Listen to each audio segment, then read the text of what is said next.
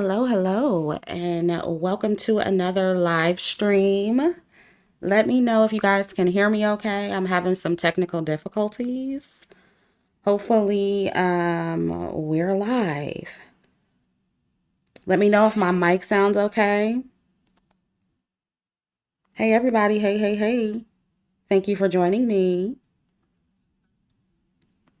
Hey, everybody. Hey, hey, hey. Okay, so the mic sounds good on my end. Perfect. So as you can see by the title, we are here to talk about Love Island season 7. This is a highly requested video.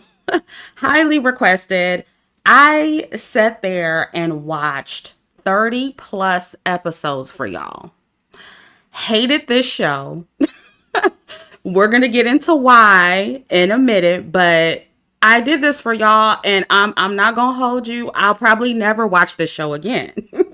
That's how much I did not like it. Well, okay, I like some things about it, but for the most part I did not like this at all. So I am here to give all of my opinions. And by the way, do I even have my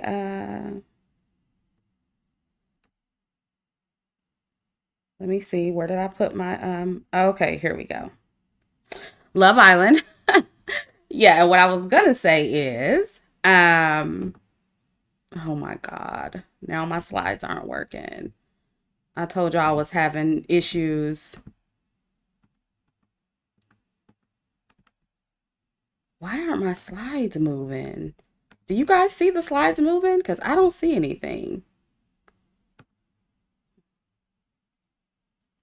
Okay, let's try this again. Okay, there we go.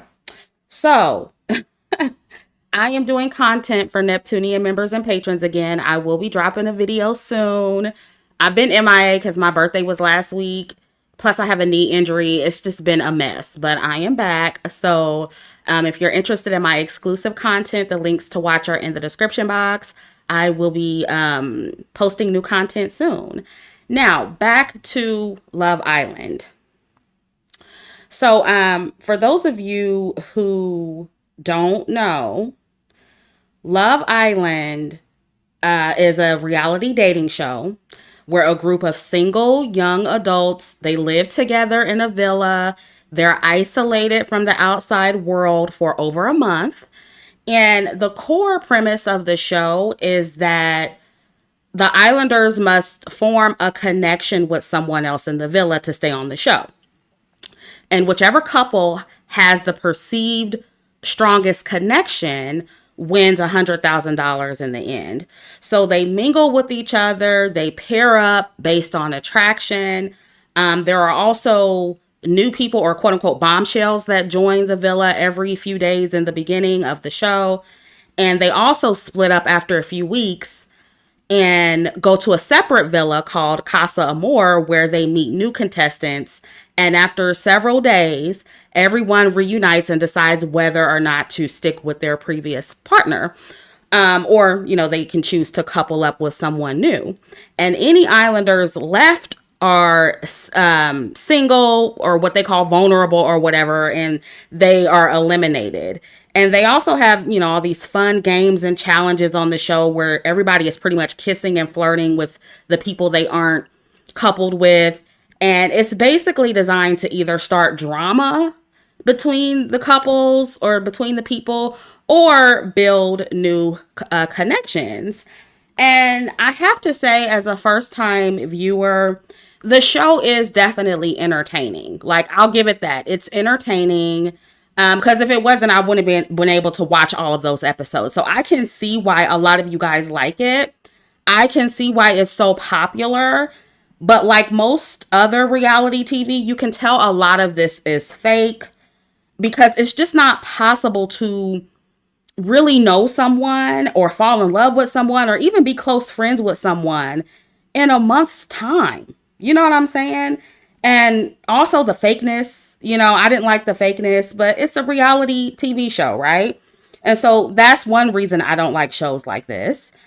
And of course, there's always some element of racism, some element of colorism, either on the show or from the audience, which is another reason why I don't care for this show and why I hated watching this. Um, but I watched this time again because y'all asked me to. And after I watched it, it just reminded me of why I stopped watching reality TV and why I still feel like Black women in particular should not participate in these shows and also should not watch these shows, in my opinion. So let's go get into what's been going on. Let me know if you guys can see the slides. I can see them on my end. Hopefully you guys can see them. So Olandria and Chelley, two beautiful Black women on the show. Gorgeous. I mean, these women are absolutely beautiful. Okay, good. You can see. Good. Okay. So they have been receiving a lot of hate from the viewers as well as actual mainstream brands, which is crazy. And I'll show all you guys that in a minute. Some of you just sent me information on Time Magazine. So Time Magazine was hating. It's crazy. And personally, I think it stems from some deep-seated jealousy because these two dark-skinned Black women, very attractive, okay, pulling the men on the show, have interest, getting courted by multiple men on the show, especially Chelley, the one on the left, getting courted, men being interested. They're pretty much, for the whole show, they were the most chillest, most relaxed women on the show. So they posed a threat. And see, this is why I keep telling y'all that my platform challenges the status quo. Okay, this show is an example of that because whenever you get two dark-skinned Black women anywhere on a TV show, anywhere mainstream or whatever, they immediately start trying to find flaws and trying to pick at them and find reasons not to like them and, blow up any negative behavior that they exhibit. It's just really, really crazy. Yeah, very feminine as well. Yeah, not aggressive. They try to paint them out to be aggressive, but they weren't. And so this is why I keep telling y'all, this is why they keep trying to destroy my platform, because whenever we are presented this way next to non-Black women, they don't like that. And when I say they, I mean society, I mean anybody who's invested in the status quo. Yeah, every little thing was scrutinized with them. It was ridiculous, right? Um, so that gave everyone a reason to outwardly hate them acting out of character one or two times, right? And so that's their excuse as to why America is pretty much hating on these women, right? Oh, we don't like them because they're mean or whatever. And so the first situation is where Chelley got mad at another woman on the show, a Palestinian woman named Huda. Okay. And yeah, beautiful. Here's another picture of them. This is Huda and Ace. Okay. Those of you who watch the show, you know what this is. And so Chelley got mad at Huda for dancing on Ace, the guy on the left, because Chelley was coupled with him. And the reason Chelley got angry was because prior to this happening, Huda was paired up with a man named Jeremiah. And Huda, she would get mad at anyone who kissed Jeremiah during the challenges, anyone who flirted with him. She was extremely territorial over Jeremiah. And Chelley, from what I saw, and you guys can correct me if I'm wrong, but before, Huda danced with Ace in the challenge, Chelley respected the boundaries that Huda had between her and Jeremiah out of quote unquote sisterhood. But it didn't feel like Huda gave her that same respect in return. And I got where Chelley was coming from on this, because if the roles were reversed, we saw Huda's behavior on the show. Those of you who watched it. If the roles were reversed and Chelley would have been popping that thing on Jeremiah, y'all tell me in the chat how Huda would have responded. Right. TP Lewis says Jeremiah also set the precedent by not kissing the girls too. Right. So everyone had that boundary with Huda and Jeremiah, but Huda did not have she didn't show that same respect for Chelley and Ace. And granted, Chelley and Ace were not completely closed off, but everybody knew that they was rocking with each other. You know what I'm saying? And so that was one reason why America, was mad at Chelley, right? And in the same episode, if I'm not mistaken, again, you guys can correct me if I'm wrong, but Olandria, in the same episode, revealed in front of the villa that Huda and Chris, another man on the show, this guy on the right, that they had kissed each other, something that Huda shared with Olandria in confidence, which personally, it wasn't a big deal to me, but, Huda, whatever. I'll give Huda that one, okay? But Olandria did apologize by the next episode. And all of the women made up going forward. And that was really the only incident where Chelley got angry and really, she just kind of got irritated. She wasn't like, going off on her. She didn't fight nobody. And I think one time before that, Olandria was mad about her guy that she was coupled up with going to somebody else, and she kind of got lippy with him. But those were the only times where they even showed themselves to be, like, I guess, out of character, if you want to say that. Yeah, but Huda was the ratchet one, right? She was the one that was always going off, crashing out, calling people out their names, including the men. Huda was doing this out of anybody, right? But because the world already, again, like I said, they pretty much settled their issues in the following episode. There were no issues with them going forward. But because the world already felt a way about these two attractive, dark-skinned black women being on the show, they acted as if these women fought somebody on the show. Suddenly, they were the angry black women. And let me show you guys how bad the racism got. Yeah, that's Huda on the left, Chelley, then Olandria. So this is one example of the racism. These people actually made a George Floyd meme putting Huda's face on the officer and Olandria as George Floyd down at the bottom, as you can see. Now, I want y'all to tell me in the chat, was Olandria's behavior this bad to where this kind of meme should have been created?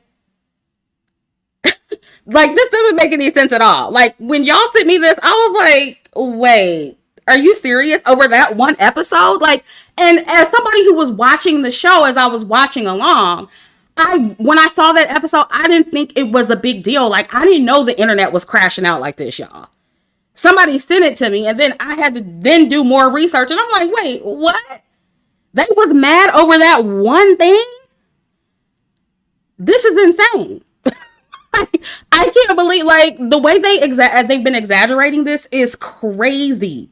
It's crazy, but that shows you how much of a threat these women are. And so this next one is from BuzzFeed. Okay. And as you can see, I'm guessing that BuzzFeed, which I didn't know this either, but apparently BuzzFeed is following along and they always post things about Love Island. And they did this post saying what they would serve all the islanders for breakfast. And as you can see here on the left, they said they would serve Chelley a knuckle sandwich. And I'm like, okay. And then look, people were saying, oh, it's just a joke, whatever. But y'all tell me in the chat, has Love Island, and again, this is my first season watching this, okay? Has any brand like BuzzFeed, for example, made a joke like this about any other contestant? Like, made a joke about enacting physical violence on them? You guys tell me in the chat. I want to know, like, are we blowing this up? Like, has BuzzFeed or any other mainstream brand done this to any other contestant on Love Island? You guys tell me.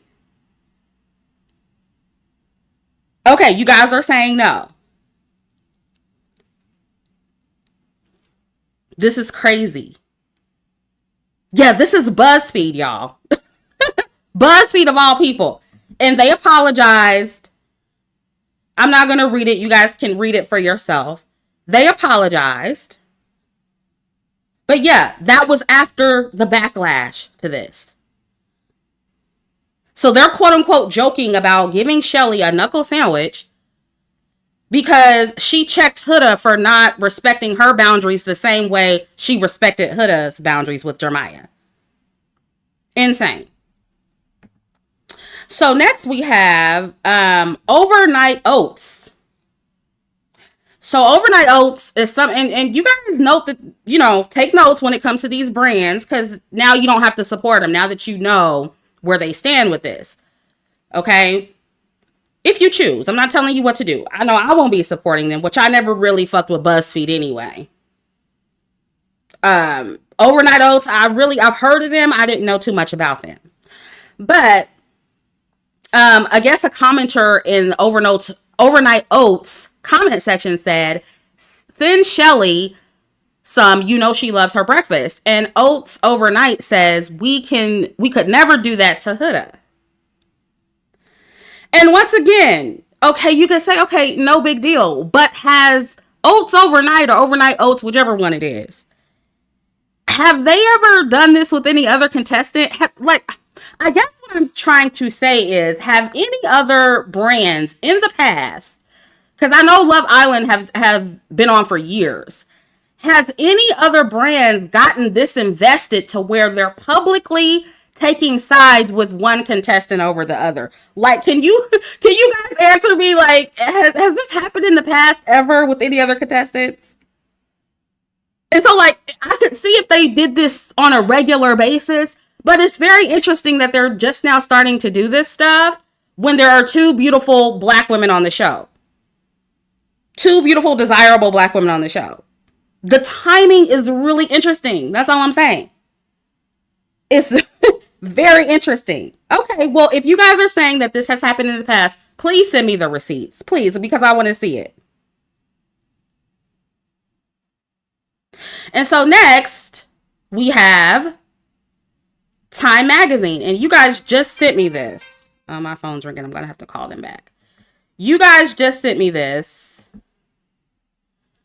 with Time Magazine. And so according to this, let's read it. Let me pull it up on my phone because I can't see it on the screen. This was from Time Magazine. Okay, I guess they're explaining toxic interruptions. It says, for example, interrupting apologies. Who could forget the time Huda tried to apologize to Chelley after taking things a step too far in the heart rate challenge? Chelley cut her off mid-sentence, telling her, no, tomorrow we can have a chat, which prevented closure and heightened the tension whipping around the island. And okay, that's not how I remember it. The way I remember is Chelley told her we can wait to talk about it because she didn't want to make a scene in the middle of the challenge. Like, that would have been the wrong thing to do. So it's not like she was just like, oh, no, we're just going to wait. Like, she was just, brushing her off. She was waiting to be considerate of the other contestants. She didn't want to ruin the challenge for everybody else. She wanted to wait until her and Huda were alone so they could talk things out. Oh, that's the edited one? Okay, somebody sent me the original one because I assumed that the person who sent me this was the original. But either way, like, this is wrong too. So what did it say in the original one? Let me see if somebody sent me that one. Y'all put in the chat what they said in the original one because I want to know what they said in the original because this one's wrong too. But, you guys sent me some other screenshots. And, the comment section. Oh, oops. Wait.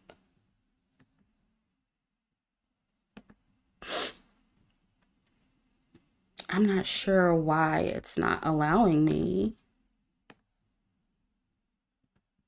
Okay. Yeah, these are some of the comments. And the girls were getting these people together. And so then they edited the post.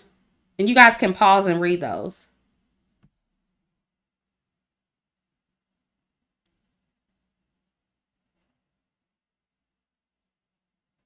Oh, they said that Chelley said save it. Yeah, and shit, that didn't come out of her mouth. Yeah, they said Chelley told Huda to save it. Yeah, she did not say that. So basically they're trying to make her look more aggressive than she was, and this is just what they do to black women.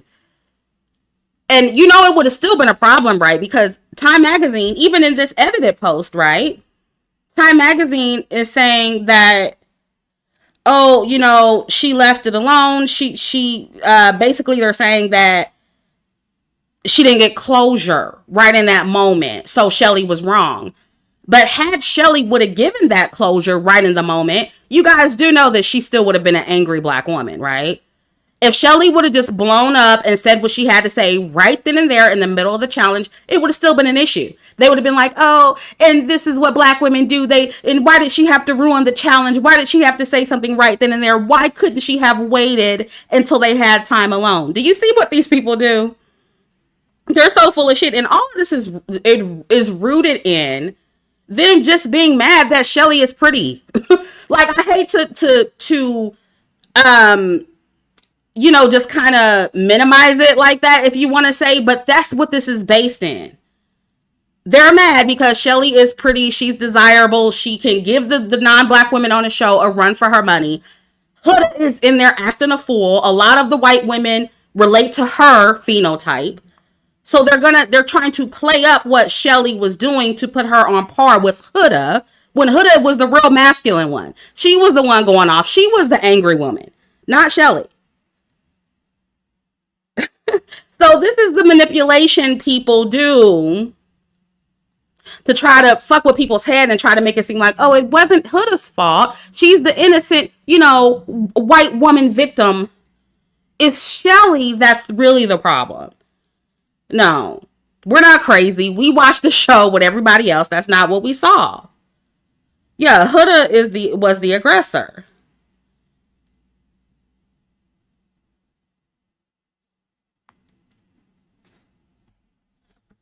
And so the girls, of course, were getting Time Magazine together, and they were not having it. And so they and according to some of these responses, they were deleting comments and everything. This is crazy. This is insane.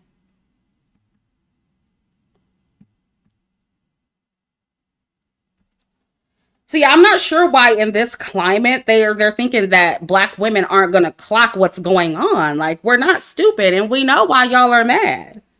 We know why. Yeah, Hood is very ghetto, and the name that they have for her fans, the Hood Rats, is very fitting for her.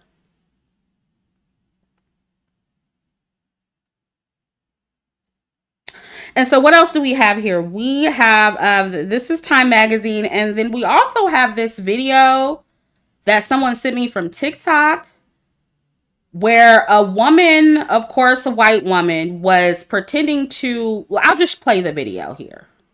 Let me know if you guys can hear it.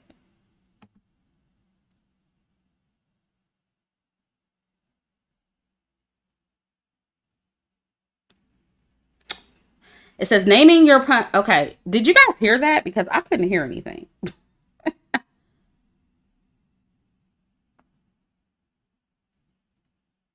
No sound? Yeah, I didn't hear anything either. Hold on just a second.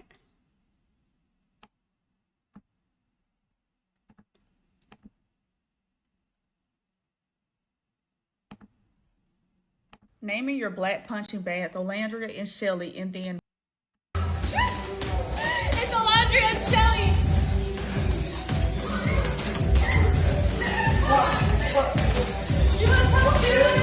Naming your black punching bags, Olandria and Chelley, and then punching those punching bags. Yeah, I don't know why this is not playing. You have lost your damn mind. Kind of strange, but I told you I was having some computer issues. Olandria and Chelley. But basically, the girl is acting like the punching bag. The punching bag is Olandria and Chelley.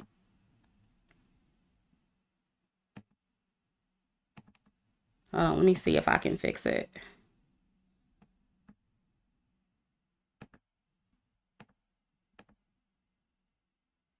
It's Olandria and Chelley. I don't know why it's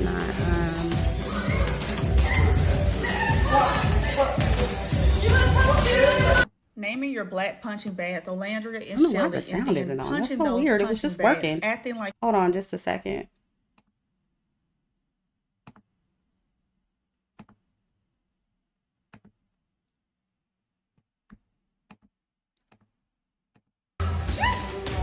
It's Olandria and Chelley.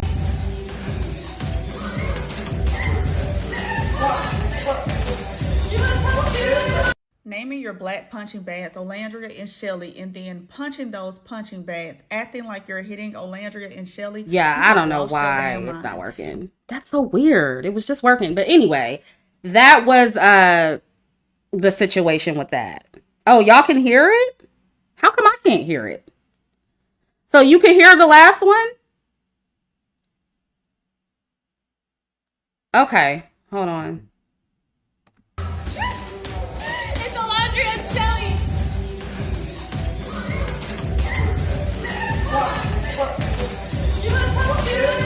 Naming your black punching bags, Olandria and Chelley, and then punching those punching bags, acting like you're hitting Olandria and Chelley. You have lost your damn mind. Then the BuzzFeed people, who are, I'm guessing, men, saying what they would cook the girls for breakfast, and they would fix Chelley a knuckle sandwich.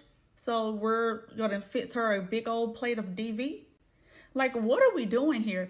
The show has went from us talking about the show as a game, who we like and who we don't like, to personal, to straight out racist, because we have at all points disliked somebody on the show. We have disliked Huda when she was having her moments with Jeremiah. We disliked Amaya at one point for how she came in talking to Chelley about the Ace situation. We've disliked Sierra. We've disliked Olandria. We've disliked most of the girls on the show at some point. However, Chelley and Olandria are the only ones getting this kind of attack. Like, nobody else is getting that. Yeah, people wanted Huda off the show. Yeah, people voted for her off the show. But at the end of the day, the real mean girls are the girls and guys sitting at home. Those are the mean girls. We broke up relationships. We sent people home with true connections. And now we're at home making fake screenshots to get people kicked off of a show, calling ICE on people, and now saying that you're going to serve up a big plate of DV to two black women on the show. Like, let's get real here. We have lost the damn plot.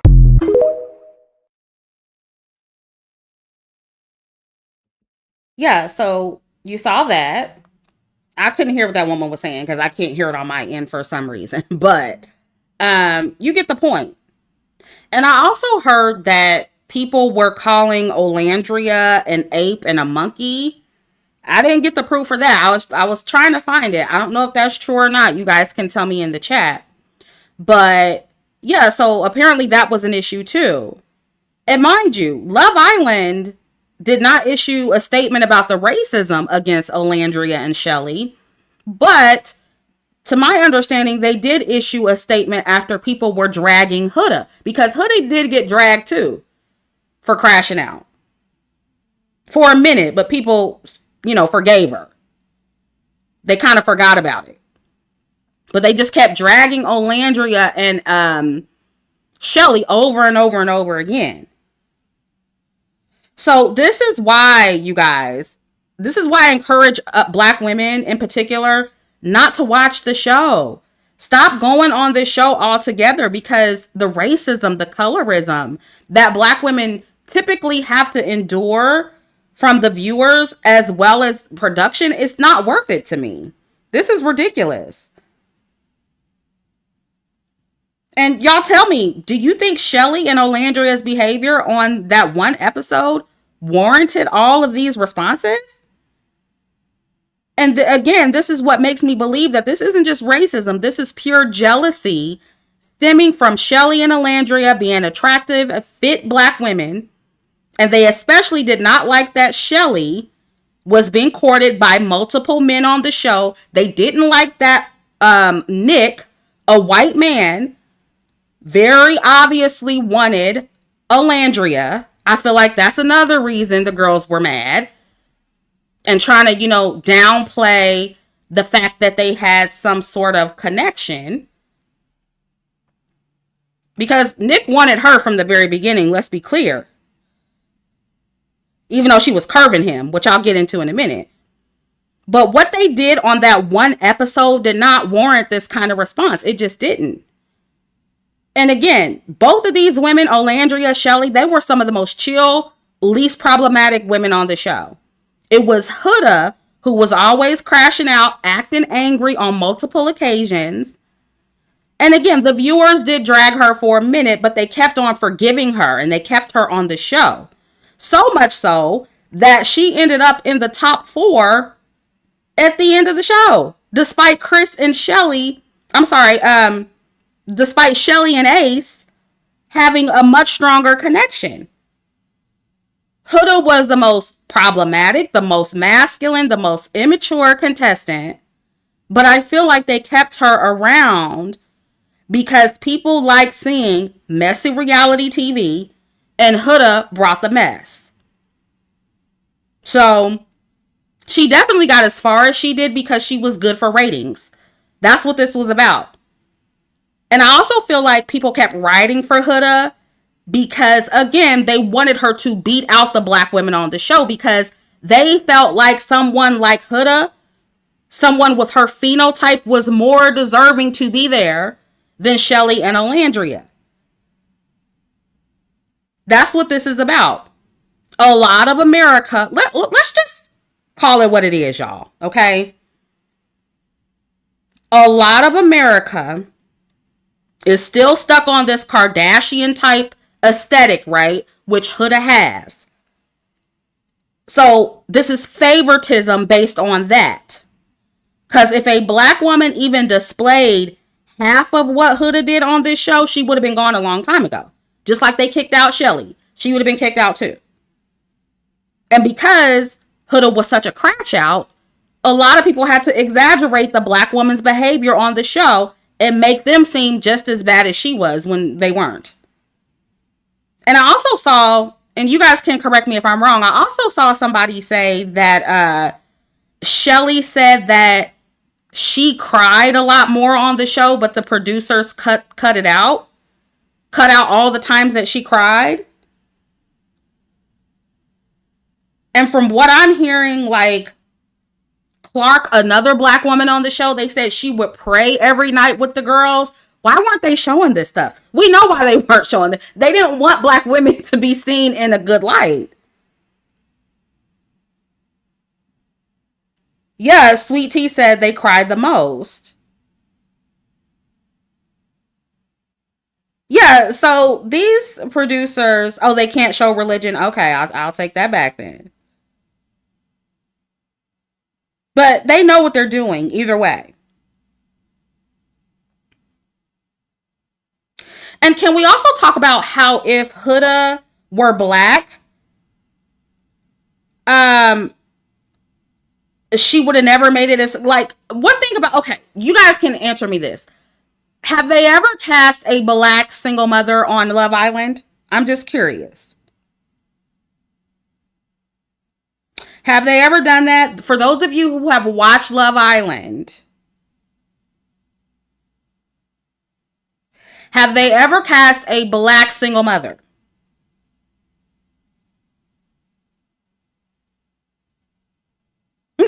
Okay. So that's another thing. I don't think they would have cast a black single mother on this show. Also, Huda sleeping with 2 men on the show in the span of 1 month, that's wild. And could you imagine if that was a black woman? She would have been dragged online if she were a black woman and slept with 2 guys that she didn't even end up coupling with, didn't even end up finding a connection with in the span of a month.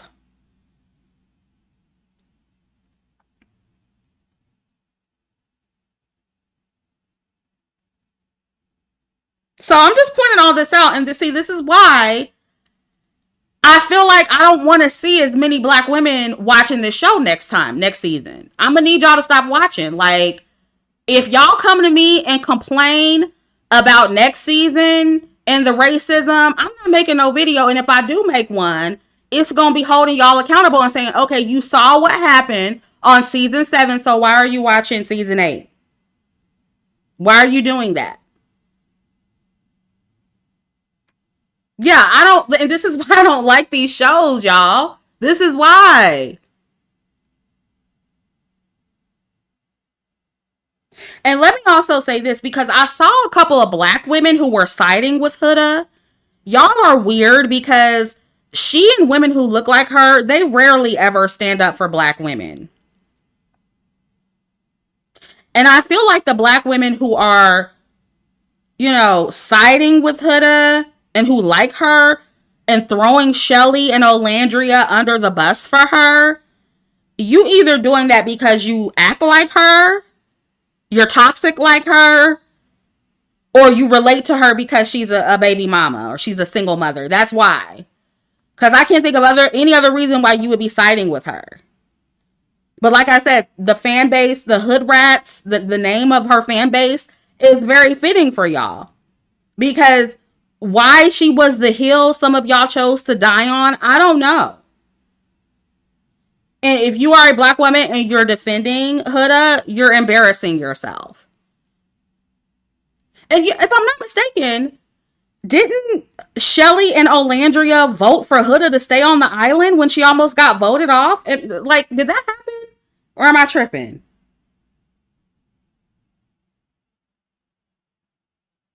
Didn't they vote to keep her on the island before all of this mess took place?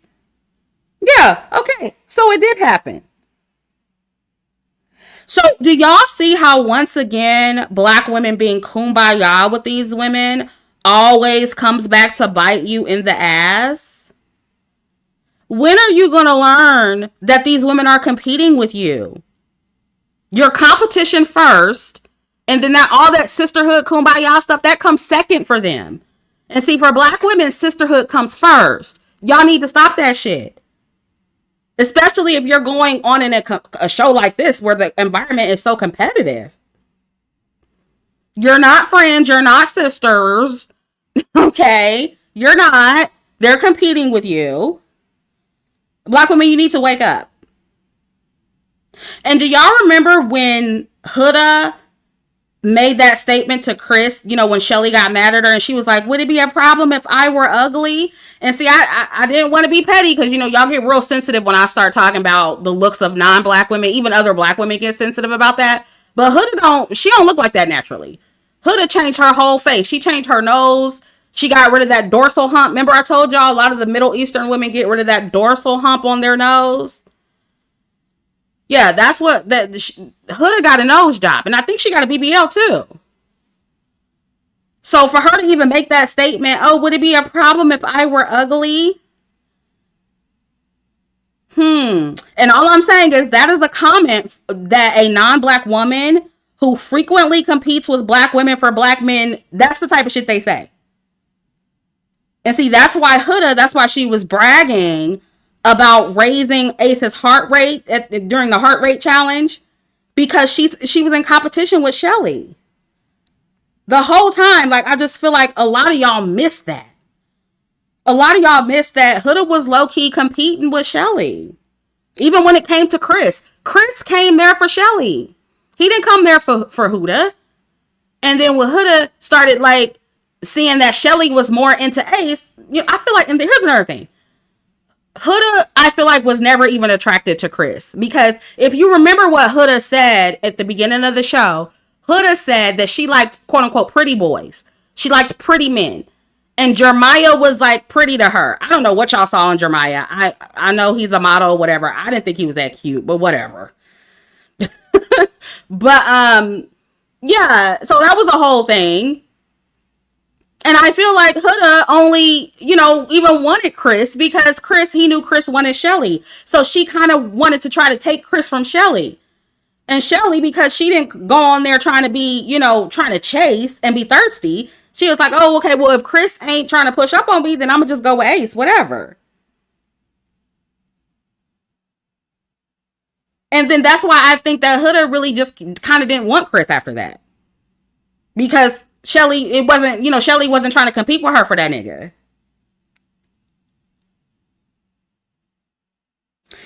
Yeah, Waddle says Nick consistently wanted her gone. Made it clear to her face. He was tired of her creating a toxic work environment. Right. Nick saw it. He didn't want her there.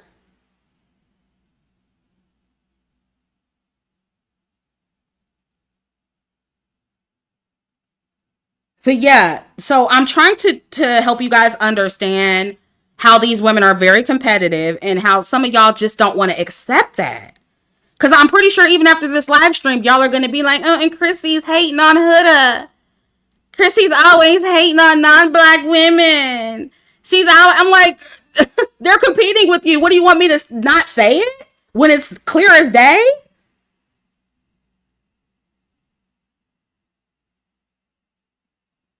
Yeah, Huda was second choice for Chris. Chelley was his first choice. But because she was more into Ace, he settled for Huda. And in my opinion, that is something else the audience picked up on, which is why another reason they're hating on Chelley. And see, this is why I keep telling y'all, like, y'all be trying to make it seem like nobody can be jealous of black women. Girl. Thank you, Brittany, for the super chat.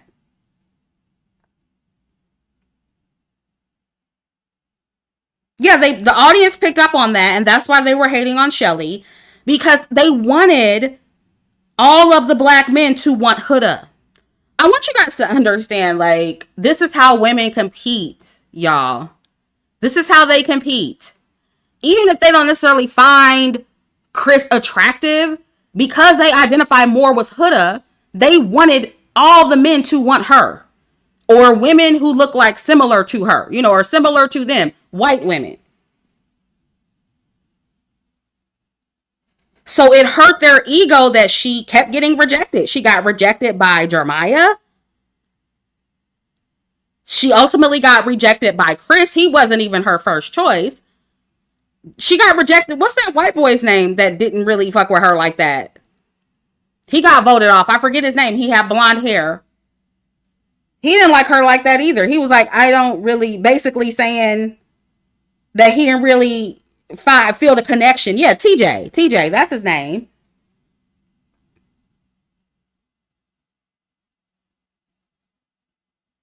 Yeah, and Chelley went on there chasing. She was like, look, you're going to have to chase me. Okay. I like Chelley's attitude on the show. I really do. I like if I were to go on a show like this, which I would never, I would take the attitude that she was very lighthearted, on her feet before that whole situation with Huda, like light on her feet, open to everybody. She was very open-minded. She wasn't chasing anybody and acting thirsty. And see, that's another reason why they don't like her. She wasn't chasing. Huda was chasing. Amaya was chasing. Chelley was not.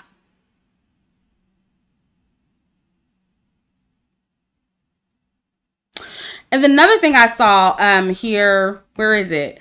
Ace's best friend. This is weird too. Like, she came out going off on Chelley too. And I'm like, girl, Chelley got haters from everywhere, child. And Ace to me is a red flag. This is your best friend. I don't know about that. And according to what some of y'all were saying, she said something about how she looks better than Chelley. Now, what the fuck does that have to do with anything? I don't know if did y'all hear her say that? I just saw it in the comment section. I couldn't find the clip where she actually said it. Yeah, I think his best friend, quote unquote best friend, likes him. This is probably somebody he friend zoned for whatever reason. And she mad that, Ace is on television flirting with this pretty chocolate girl. So she's in her feelings.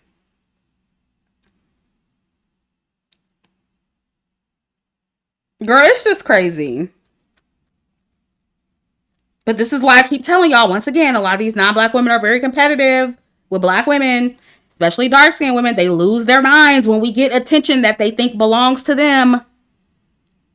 And, you know, another thing I was thinking, a lot of this proves that non-black women are also very male identified. Because a lot of these channels on YouTube, they would have you to believe that, oh, it's just unambiguous dark-skinned women who are male identified. Look at this show and tell me what group of women look the most male identified on this show. What group of women on this particular season of Love Island look the most thirsty for men on the show? It wasn't black women. It wasn't us. And we're going to get to Olandria in a minute. But yeah, these women are extremely entitled. They're competitive with black women, like I've been trying to tell y'all they are. And y'all need to accept the truth for what it is, and you need to move accordingly. Bianca says, Hannah says Huda threw things and cried for hours. Production should have stepped in and kicked her out. Wow, so she was throwing things on the show? How come we didn't see that? We know why we didn't see it, right? Now, could you imagine if Chelley and Olandria threw something on the show? Oh, that would have been a highlight. They would have definitely shown that. Waddle said they mad because all Chelley and Ola had to do was exist, and these men were tripping over themselves to talk to them. They didn't have to give up the cat or nothing. Right, exactly. Exactly.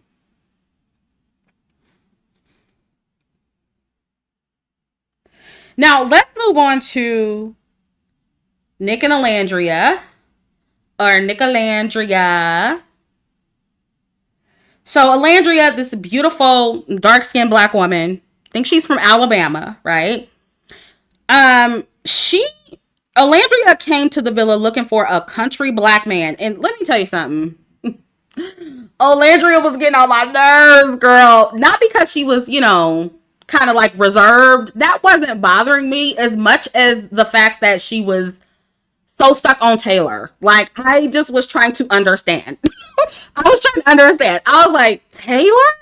Like, is Olandria seeing something that I can't see? Because why? Why? And I'm sorry. Look how fine Nick is. Like, girl, black women, something's wrong with us. Something's wrong with us. This whole dynamic, I was sitting there watching this show, looking at Nick make passes at Olandria every chance that he got. I'm like, Olandria, there's Nick. Like, girl, what are you doing? Pay attention to Nick. Like, he's right there. He's like licking your toes on these challenges and everything. Ma'am, what is going on? I just couldn't understand. But despite Nick showing clear interest in Olandria from the very beginning of the show, and again, what I mean by that is he was saying several times in his confessionals that he thought Olandria was very attractive. He anonymously kissed her during a challenge. They did. It was the blindfold challenge. He was all up on her in other challenges. And despite all of that, she still went over to Taylor. Why? Because that is where she is the most comfortable, because Taylor is a black man.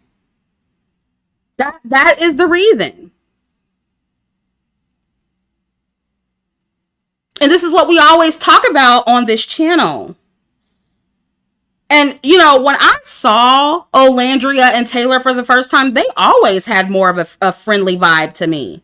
So I knew he wasn't into her like that.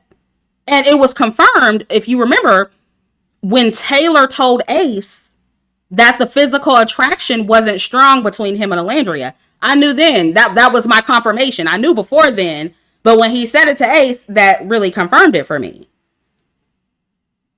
But because Taylor didn't have any other options in the beginning of the show, he settled for Olandria.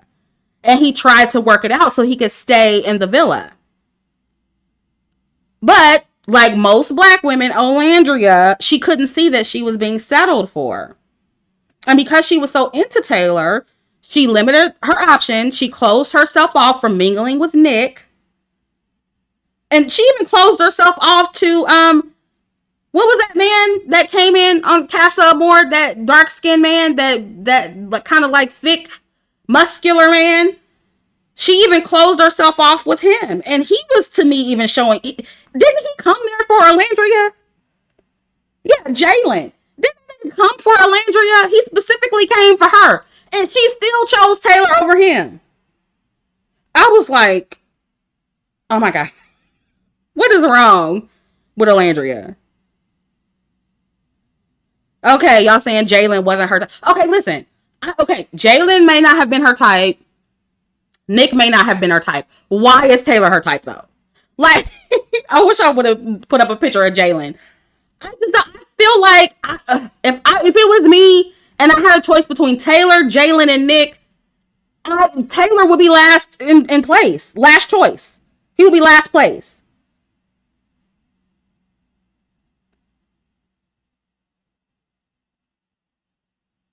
Y'all saying Jalen. You talking about Netta and Miss Charles? Oh, he does kind of look like Charles. I would have picked Nick, okay? Jade says, although delusional a little bit, let's give O some grace because Taylor did lead her on and cock blocked Nick and Jalen from going. Yeah, but it's like, here's the thing. We as women need to pick up on the signs. Like, I'm not saying that black women have to be perfect, but he wasn't giving enough for her. Like, his actions were not matching his words. And so we as black women, we need to learn how to read a man's body language a little bit better. We need to learn how to recognize the red flags and just know when men just aren't that into us like that.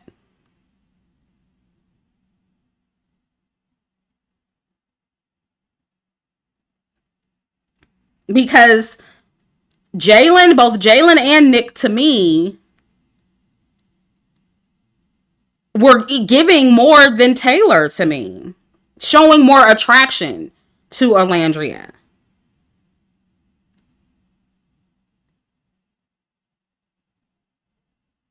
And then when it was all said and done, this is who Taylor picked. He decided to couple up with Clark, a woman he made a connection with in Casa Amor. And he did this and got Olandria temporarily kicked off the island. And why did he choose Clark over Olandria? Because he was more attracted to her. And of course, Clark happens to be lighter skinned. Is anybody surprised?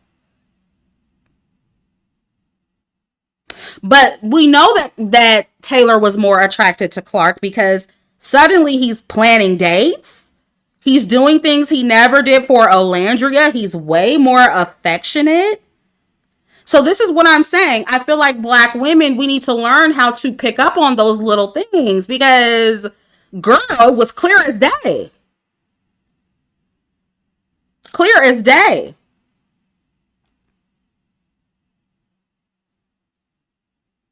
Topanga says, did you see Taylor's new interview? He says he was really feeling Olandria. Okay, that's what he said out of his mouth, but that's not what we saw. And is he saying that now that she, made a connection with Nick? Is he saying that so he won't look bad? Like, what is it? Because we didn't see, that wasn't translated on screen at all, but we definitely saw his attraction to Clark.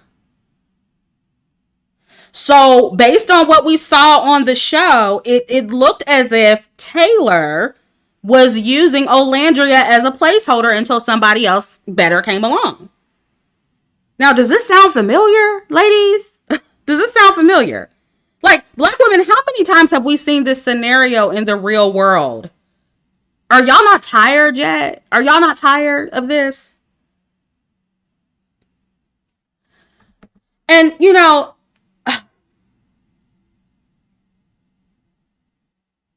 in what world would a man like Taylor be able to pull two women like this? I'm sorry. I'm sorry. I need to see his history of girlfriends. I need to see what he was dating before this. Please. Oporio says, Chrissy, black women are used to black men's shenanigans, but some of us are slow to pick up when a white man's interested. Clearly. I mean, is it me? Because I was like, how did Taylor get two baddies like this?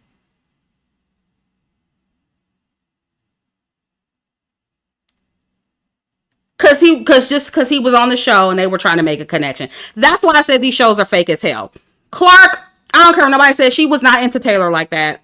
She wasn't. It was just that nobody else was interested in her like that, and so she stuck with Taylor.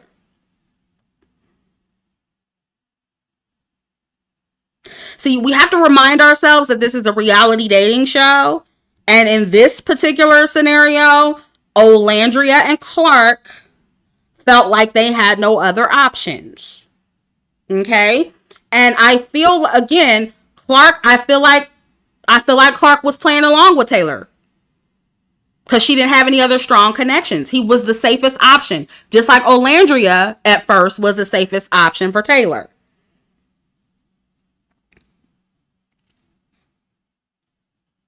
That's why I say these shows are fake as hell.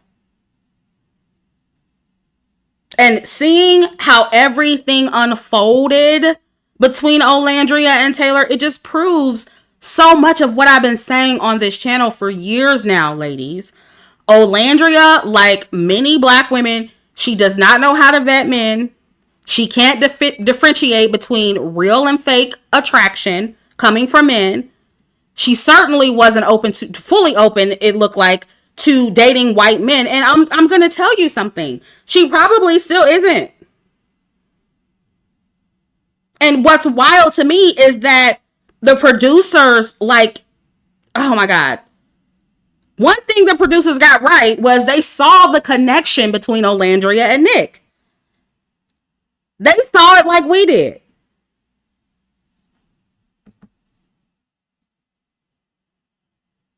Because when both of them got kicked off during the Casa Amor separation, the producers, they broke the rules. I mean, have they ever done that before? Have they ever kicked somebody on and bring somebody? Maybe they do that all the time, depending on, what happens. Let me know if they've done that before. But it looks like they broke the rules, brought Olandria and Nick back on the show, sent them on a date to basically force them to explore their connection because everybody could fucking see that Nick wanted Olandria. But because Olandria was so stuck on Taylor and finding love with a black man, what did she do? She friend zoned Nick again. And in my opinion, Nick, he followed her lead because she wasn't opening herself up to him. And so Nick, he ended up with his safest option, which was Sierra, who eventually got kicked off the show. I think she used some sort of racial slur against Asians or something like that. But before she was kicked off, Nick was coupled up with he was coupled up with her, but he was open to making connections with other people until he was almost kicked off the island. So in my opinion, and this is just me, y'all can tell me what you think in the comments. In my opinion, the only reason he closed things off with Sierra is because he got a second chance on the island. And he knew that Sierra was all in. And so he was like, look, I'm going to secure my spot on the island on the show because I don't see another strong connection happening for me. So I'm going to go ahead and close things off with Sierra.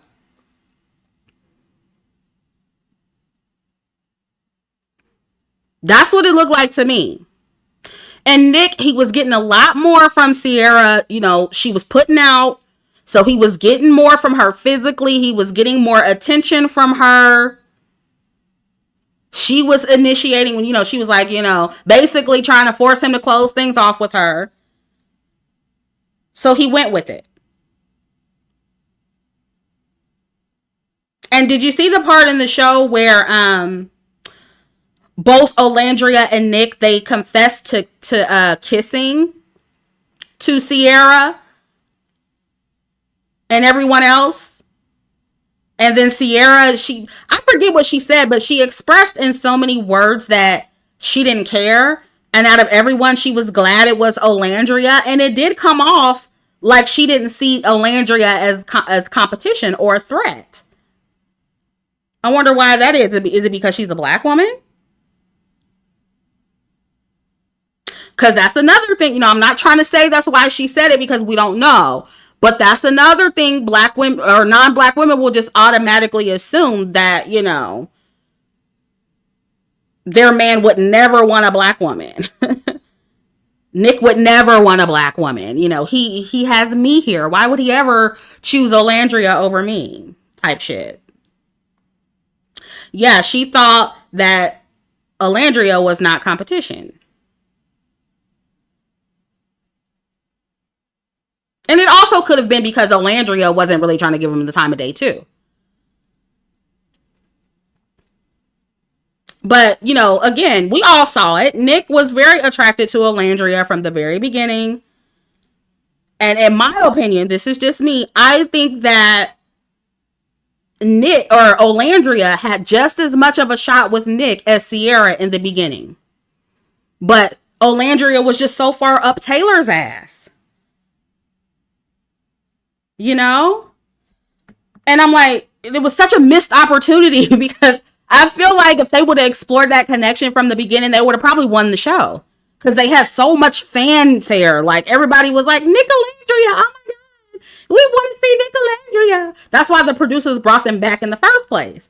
Because they were like, okay, y'all need to go ahead and secure this connection because you have an audience out here. Like, get together, you know.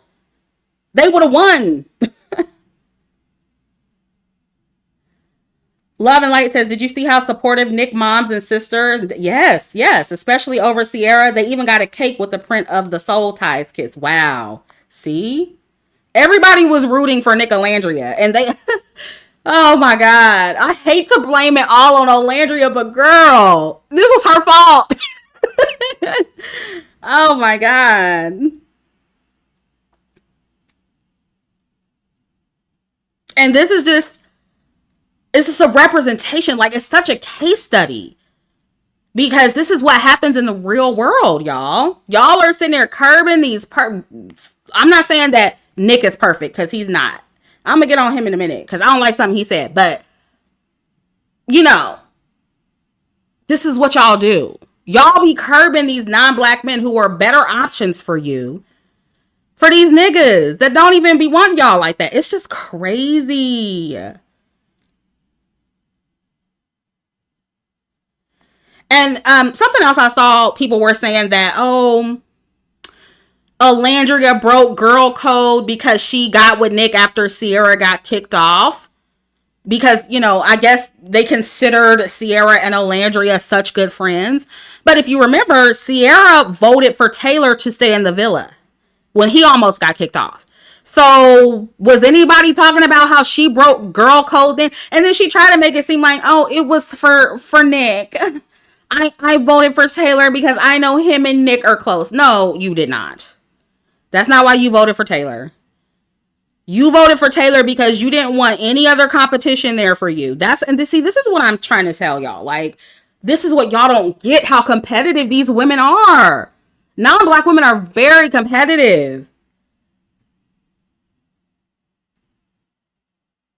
And if y'all don't see that she did that, she stood behind Taylor so he could stay home because she didn't want to stand behind any of the women just in case they would be competition for her.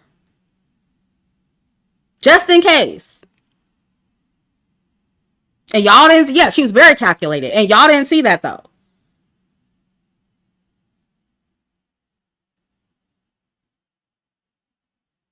She wanted to eliminate any potential competition. So, in my opinion, Olandria was not wrong for choosing herself and exploring a connection with Nick after she got kicked off. And again, like I said earlier, it's just not enough time to truly know someone and become the best of friends with them in a month's time. And, you know, so all that best friend stuff they were doing, is fake to me anyway. Oh, you're my sister and I love you. Like, girl, please stop. That shit was irritating me so bad. And crying and shit. I'm like, okay, maybe it feels more serious than it is because they're there and they're isolated and they're shut off from the real world. But it was like, getting on my nerves so bad. I was like, please shut up. When they were crying and shit, girl, it was annoying. BC said, right, they knew each other for business days. Exactly.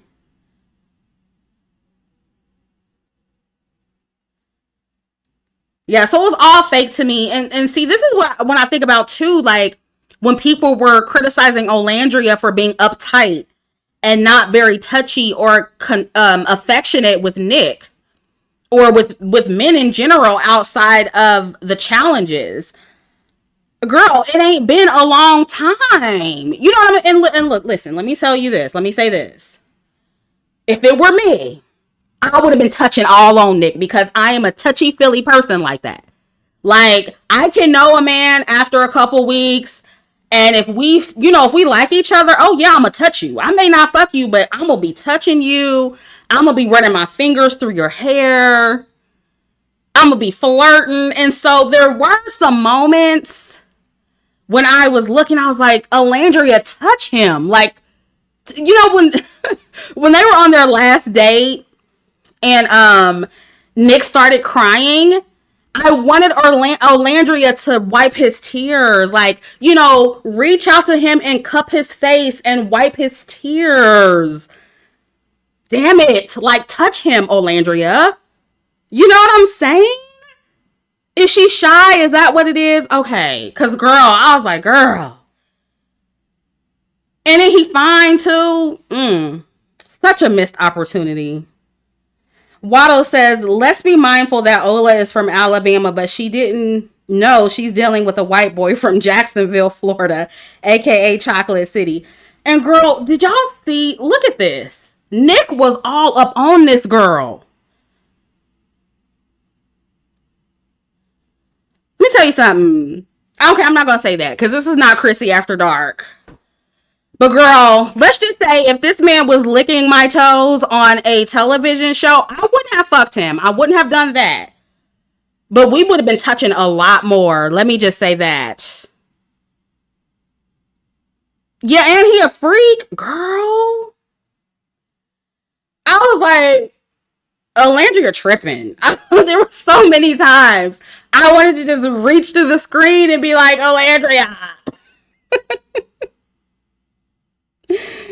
Oh my God.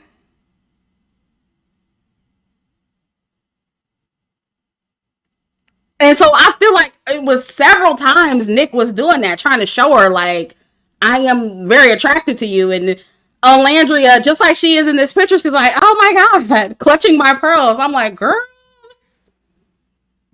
And I did like the moments that they had, and maybe some of it they cut out too. Like, because we got to remember how they were trying to paint Olandria and Chelley. So maybe she was more affectionate than it came across.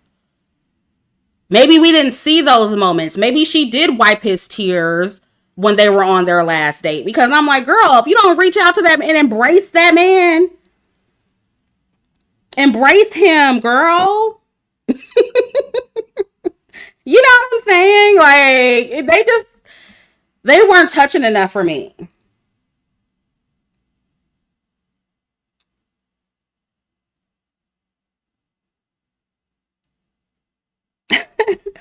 But, I think it's okay for women to not be, all women are not touchy-feely. Some women, like they said on the show, Olandria is a slow burner. I get it. And I think it's okay to be kind of cautious when you don't know a man very well.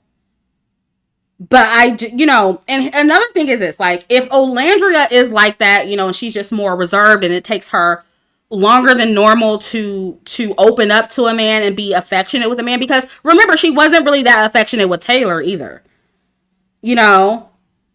Um, but if this is the case, if she's just not that kind of girl, and she's not into moving fast, she's not overly thirsty, then she's not fit for the show. This show is made for people who, are into hookup culture and made for people who move very fast.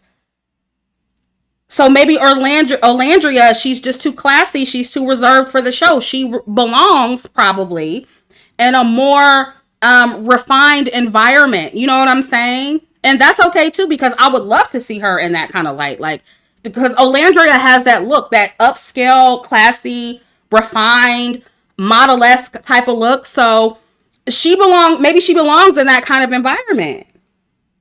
And so this is what I was saying too, like earlier when I was saying like, sometimes I feel like it's better if Black women just sit it out and we don't join these shows.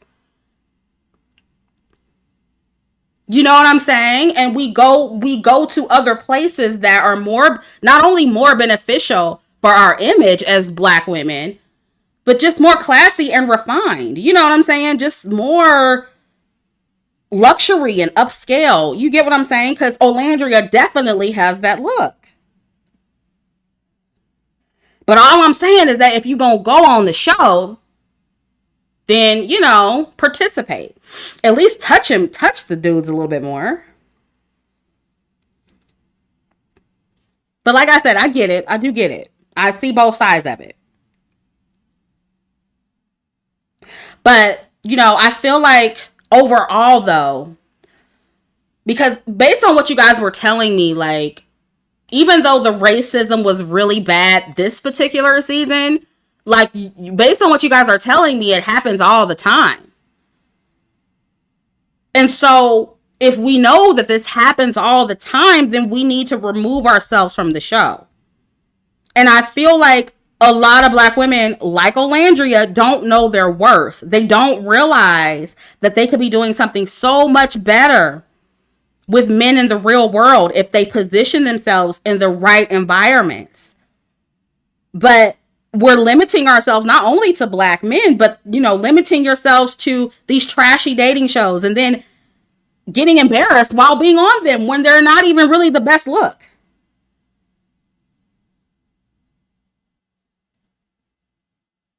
So it's like, I would rather not see Black women on there than get embarrassed. Dash says Olandria is 25, I believe. She wasn't allowed to date back in high school. Okay. She stayed single for about 5 years. She hasn't had much experience with the relationships. Okay. Well, that puts things in perspective. But yeah, personally, I just wish that Black women would stop participating in these shows. But, you know, I also understand, you know, if she's in her 20s, I get it. You want to be young. You want to be fun like everybody else. You want to go on these shows to get discovered for other opportunities in the entertainment business.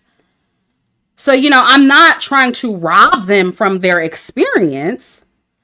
But in the perfect world, honey, women like Olandria especially, she would be involved in something a lot more classy, a lot more upscale, and maybe she will in the future. I hope that this leads to those type of opportunities for her.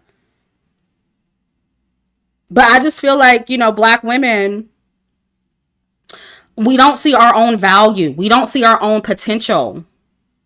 And we think too small of ourselves. You know, we think too small. Period. We don't think big enough. And we don't realize our own capabilities. But hopefully Olandria will come to that realization after she hears all of the feedback from the show. Because she's definitely made for something more grown up, classy. Everybody noticed that. Even Nick's mom, like you guys said, liked Olandria because she's more mature. And she wasn't as easy as the other women in the villa. And that was something I noticed too. That's why I put the picture in here. Nick's mama she really liked Olandria. Yeah, Love and Light says, I do wonder if Ola knows how stunning she actually is. She kept saying, really? When non-Black men gave her some sort of compliment. Yeah, she did. She did. And so, you know, I think sometimes when we see women like Olandria, we say, oh my goodness, the body's tea, the face is tea. She looks very confident. And, you know, I think she does have confidence. She's confident in some ways. But the self-esteem ain't all exactly where it needs to be. But she has time. She can build it up, you know?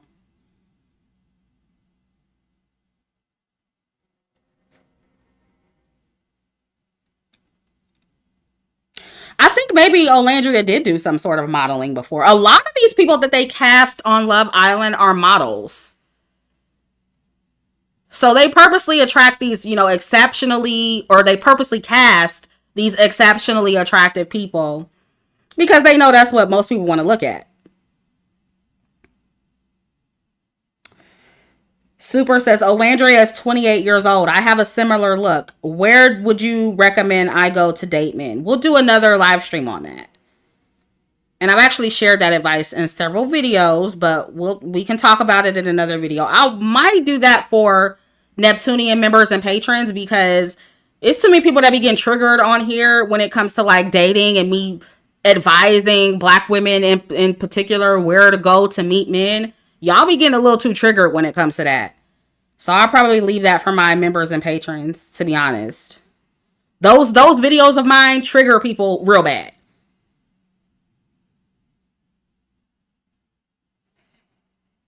But yeah, Nick, you know, was the best choice on this show. That's what I'm saying. That was the best choice from the beginning for Olandria. I think they're hot. They make a hot couple. Physically, I love the optics they brought to the show. And with all that said, though, I do wonder if Olandria is even too mature for Nick as well. In the real world is what I'm saying. I think he was good for her on the show, but in the real world, is Nick, you know, is he on his grown man enough to be, I don't know. I just don't know.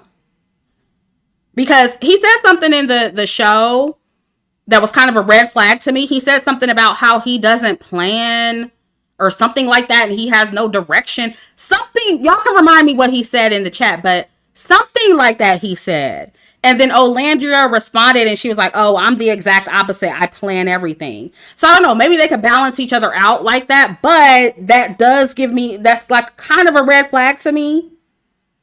And I saw this clip where they were all, you know, announcing their zodiac signs or whatever. And Nick is a Pisces. And if you know anything about Pisces people can tend to wander through life and have no direction. And I think Nick is a nurse, right? So I'm not saying he don't get shit done. Like, obviously, if he was able to, you know, become a nurse, he gets shit done. But he could still be one of those men who still needs to find himself. And he's young and that's okay, right? But I'm just saying I did pick up on that. And I just feel like Olandria needs somebody a little bit older, a little bit more mature.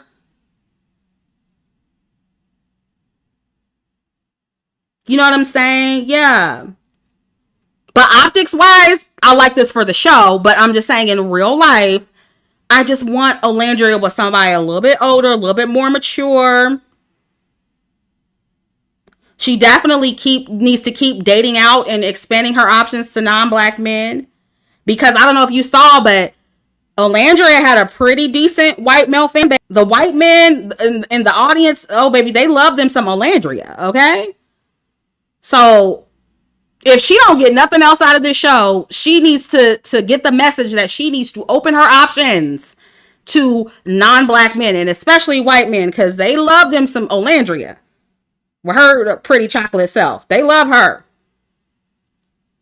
Just saying.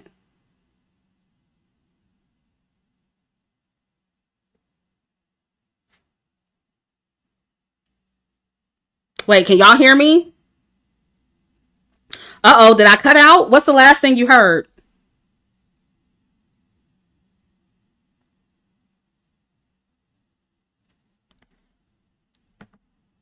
What's the last thing y'all heard? Can y'all hear me?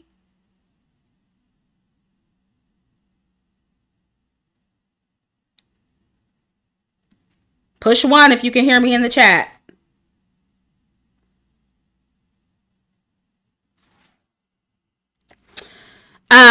What's the last thing that y'all heard me say? Super says, are women at 35 years old still over the hill? I look just like Olandria, but I fear I'm out of options. No, no. I mean, you're not going to have as many options as somebody who's in their 20s. But if you look like Olandria, I'm sure that you still have options, babe. You just need to go to the right places.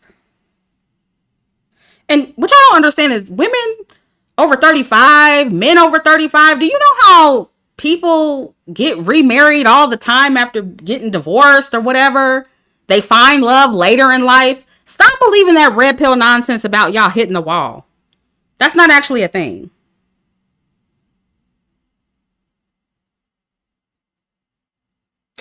Oh, okay. That's what the last thing y'all heard, that white men love Olandria. Yeah, they love her. Yeah, 35, especially for black women. A lot of times, most times, 35-year-old black women look very young.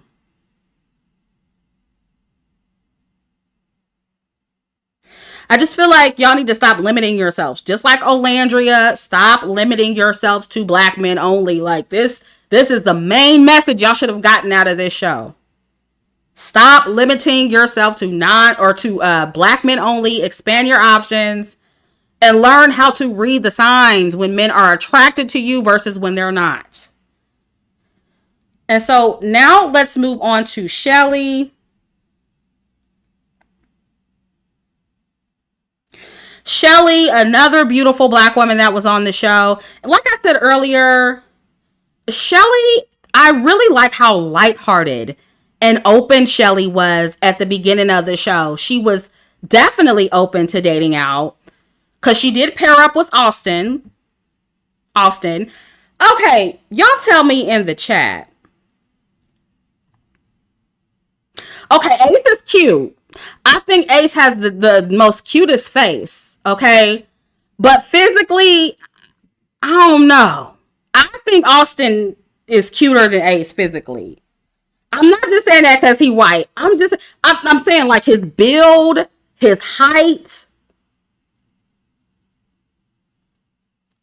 and then Austin was freaky too. And I'm like, the girls ain't taking opportunity. Okay, but listen, the thing I don't like about Nick, okay? Y'all don't think so? Y'all don't think Nick or Austin looks better than Ace? I don't know. I was more attracted to Austin when I was watching the show. But Ace is cute though. But I will say this about Austin, okay? I feel like Austin never really had a super strong connection with Chelley. I feel like he wasn't trying hard enough. Chelley, again, she wasn't the type of girl that was going to chase you. And I feel like Austin kind of, maybe he felt defeated because Ace was there. I don't know. I feel like he wasn't trying enough for me. And so I think Chelley kind of picked up on that. And then she ultimately matched with Ace.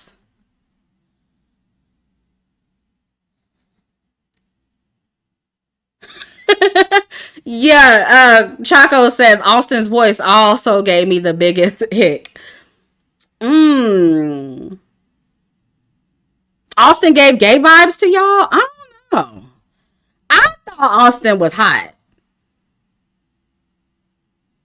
Ace is cute too. It's more face with me, like though. Ace has the cuter face because he had the dimples. Ace is just has a really cute face.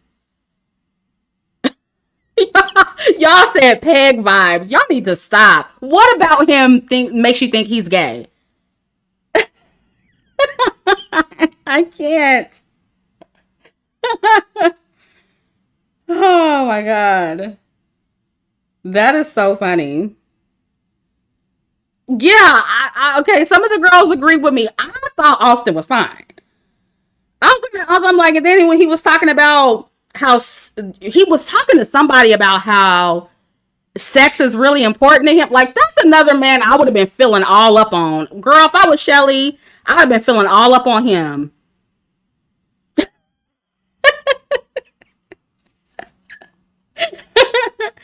And I don't want y'all to think I would have been thirsty on the show, but I'm just saying I would have been touchy on the show. Okay? I would have been touching all over him with his tall self. Anyway,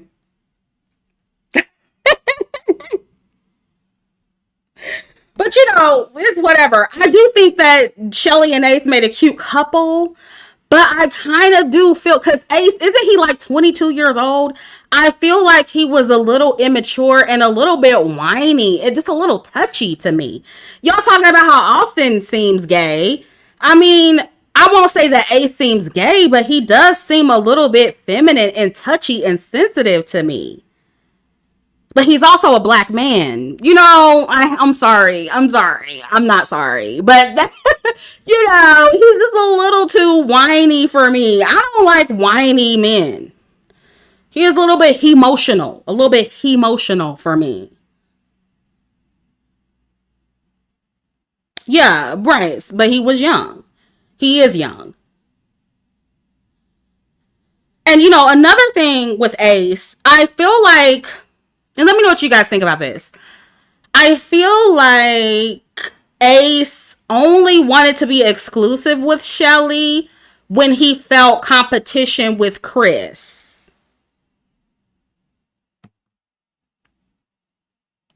And we know why that is. Look how tall Chris is. I feel like that's when we saw Ace really step up his game. Because Chris specifically came in for Chelley.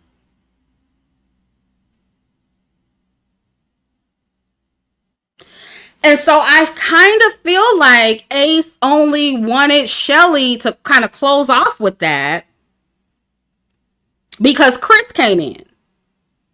And Chelley even said, she was like, look, Chris, that's normally my type. That's normally what I go for. And so I think Ace knew that. And he was like, oh shit, now Chris is here. Now I got to step it up. I can't lose Chelley. And he was already kind of like that with Austin. But he was definitely like that when Chris showed up. And again, Chris is like 6'8". So I feel like that's another reason Ace was intimidated, or saw him as a threat. Now, Ace, he's not short per se, because here we see he's not a short man, but he was the shortest man in the villa. And so because he was the shortest man in the villa,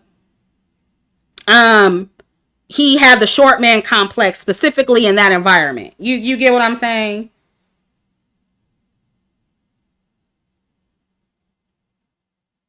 Y'all saying Ace wanted Huda?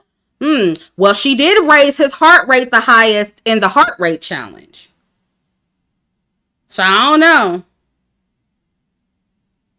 Y'all might be on to something there. But I didn't really see a spark between them until that moment. So, but I don't know. Y'all could be right. Yeah, Tiffany said Ace hated Huda. Yeah, I didn't get the vibe that he wanted Huda, but maybe y'all saw something that I didn't see. Patron says Austin clocked Ace wanting Chelley to chase him. Yep.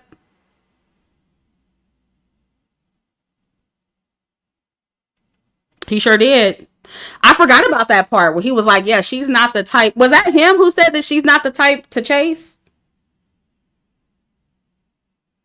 And see, I feel like that's another thing they aren't used to, especially with dark-skinned women. They think that we're supposed to be thirsty and just settle for whatever we can get, but not all of us are like that. We ain't gonna chase you. You gotta come to us.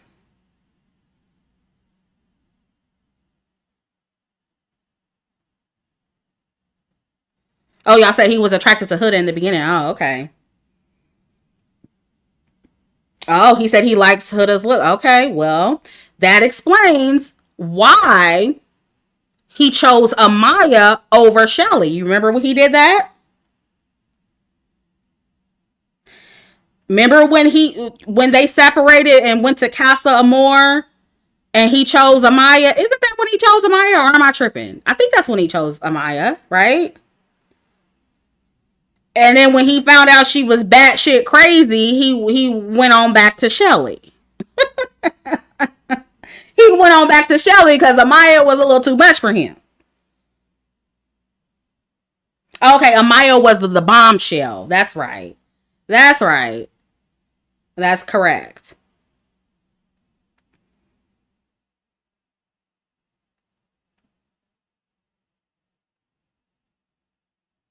But the fact still remains is that he did choose Amaya over Chelley at one point. And then when Amaya crashed out on him, he was like, oh, no. He was like, let me go back to Chelley. And, it does make you wonder if things would have worked out with Amaya and Austin and Chris wasn't there. Would Ace have been pursuing Chelley as hard as he was? I don't know. Now, I do think their connection was genuine towards the end. And they definitely deserve to be in the final four more than Chris and Huda, for sure. Absolutely.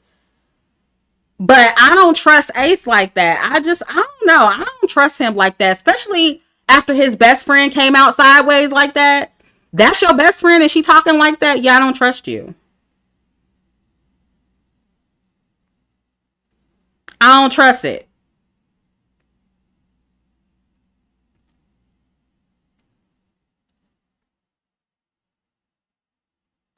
But again, like I said, I think that Chelley, just like Olandria, can do way better than Ace in the real world. She can do better than Austin too. And that's the same way I feel about Olandria. In the real world, they could do way better than the men on this show. I don't think they know that. I think both of them are limiting their options because they're young. They don't know any better. They're limiting their options to these trashy dating shows and the men that go on them. And I don't know. I just want more for them as black women. I really do. Now, again, we can, talk about how the show was cute and who they should have paired with up on the show. But, like, in the real world, would I want these men for them? I don't know. Obsidian says, Olandria should have got with Nick. I don't watch the show, but it sounds like the one that got away. It didn't have to be serious. He's young. He could have been experienced. Girl could have finessed him. I agree. They did end up going home together, though. They did end up being one of the final four couples. But, like, if she would have played her cards right, she could have won the show with Nick. They could have won the show. Literally. Veronica says, what did Ace's best friend do? You'll have to rewind back. I showed where she was on TikTok talking crazy about Chelley. And she's an ambiguous woman. Yeah, they're together right now. Yeah. Olandria and Nick are together. Yeah, so, I mean, she still, ended up with him, but I'm just saying they didn't have to go through all that. But, like I said, I will enjoy the show for what it is, and I will say all day what I think should have happened on the show. But it still doesn't change that I want more for black women. I don't like these kind of shows for black women. I have to be honest with y'all. And even though this was my first time watching a full season of Love Island, if you guys remember, you get the thing. I actually did a video on where is it? Let's see. This is it. I did a video about Samira. This was 7 years ago, y'all. 2018. This is how long y'all been complaining about Love Island. Did a video about this in 2018 because apparently back then she was chosen last by the men on the show and it went viral and black men were all over, the internet talking about how nobody wants a black woman. So this is how long black women been complaining about this show. Why are we still watching? Why are y'all still going on the show? And see, I'm actually about what I say I'm about because I didn't watch the show then. And 7 years later, this is the first season I'm watching because y'all begged me to watch. So I really just didn't watch the show because I knew it was some bullshit and y'all still watching. So we got to learn how to stand on business, y'all, because if y'all continue to keep watching these shows, even though they're embarrassing black women and, painting us to be in a certain light, nobody's going to take you seriously. Nobody's going to take black women as a collective seriously.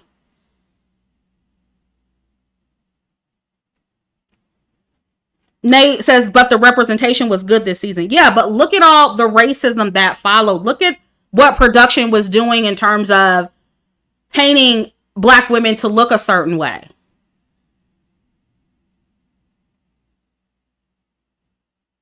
Yeah, but y'all are saying you can't like half-ass it, y'all. Because some of y'all are saying, oh, I just watched for Olandria. You shouldn't watch at all. It doesn't matter who's on there.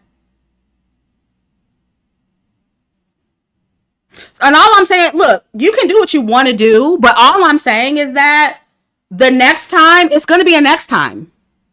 It's going to be a next time, whether it's next season or the season after that.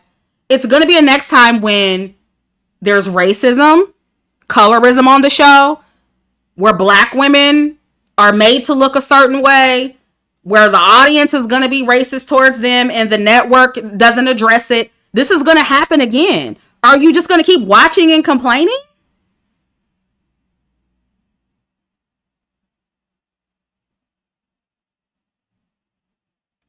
Are you just going to keep going on the show for the black women who are interested in going? Like,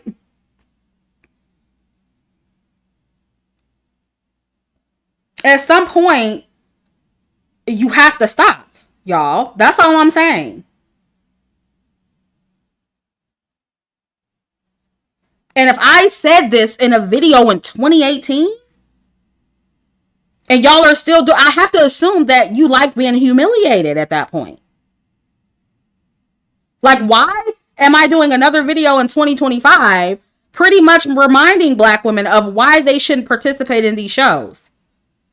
Like, why after 7 years? This is crazy. And I forgot that I even did this video. Somebody had to remind me, like, Christy, you talked about Love Island before. And I was like, no, I haven't. I haven't watched the show. And they're like, but yeah, I remember you talking about it. And I had to look at my video history. I'm like, oh, but when I was looking at this video, listening to it again, I didn't even watch it then. I just was going by the clips and by what y'all were telling me. And I'll say something that I said in this video too. Black women especially need to make sure that we position ourselves in settings where the odds are in our favor. Okay? And Love Island is not that setting. Like I said, I think Olandria and Nick could have won this for sure. But in general, a place like Love Island is not the setting where the odds are in the black woman's favor.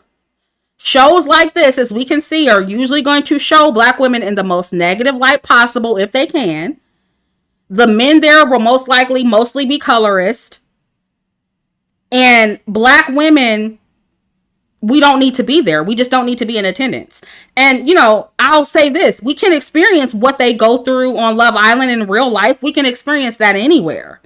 But it being on national television for the world to see, that is much different from it happening in the real world when there are no cameras around.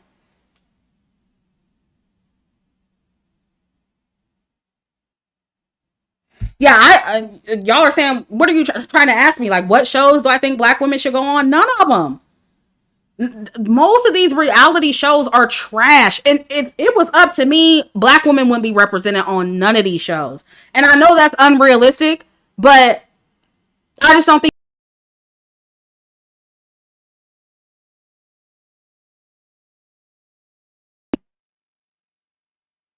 So I don't like none of it. I don't like none of it.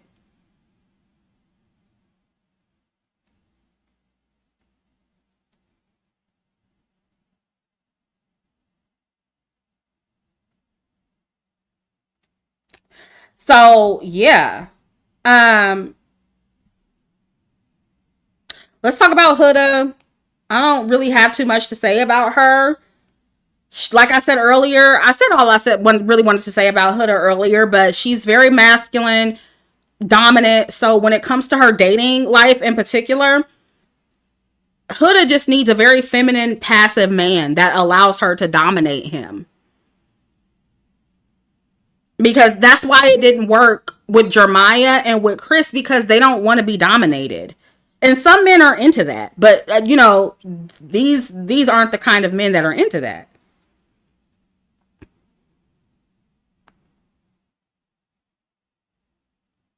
Yeah, she's very manipulative too. Yeah.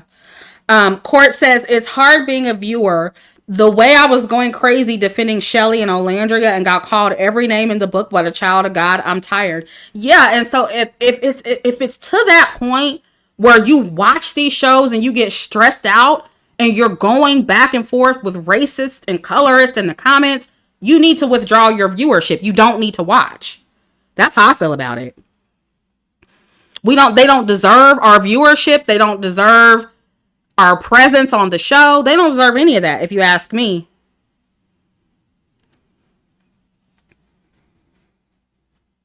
But yeah, I don't know. Jeremiah's,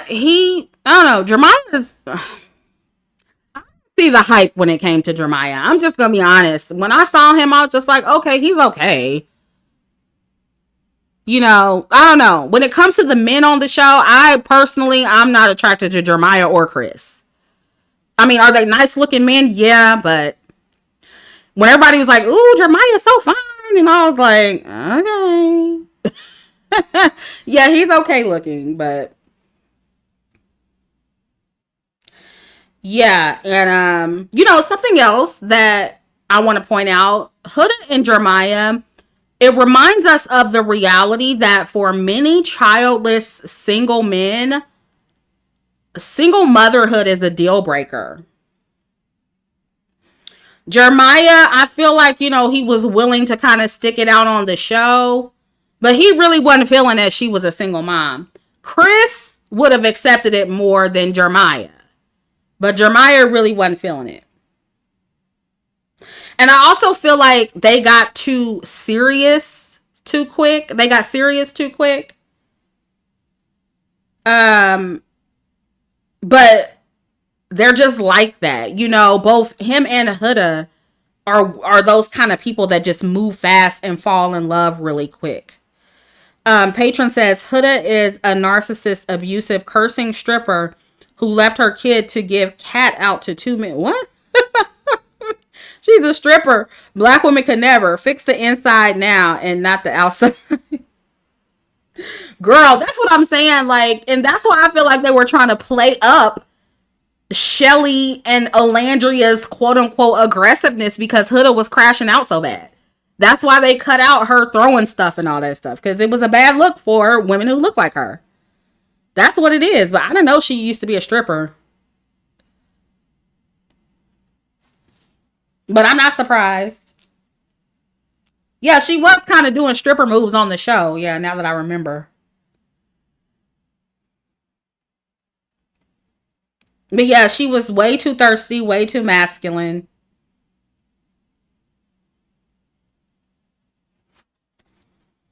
Yeah, I don't really have much to say about her for real. Next is Bryan and Amaya. And these were the winners, by the way. They won the season. They won the $100,000 or whatever. Cute little Latino couple. They were saying how this was the first Latino couple to win Love Island. So good for them. I have to be honest with you. I don't know if I'm buying this connection either.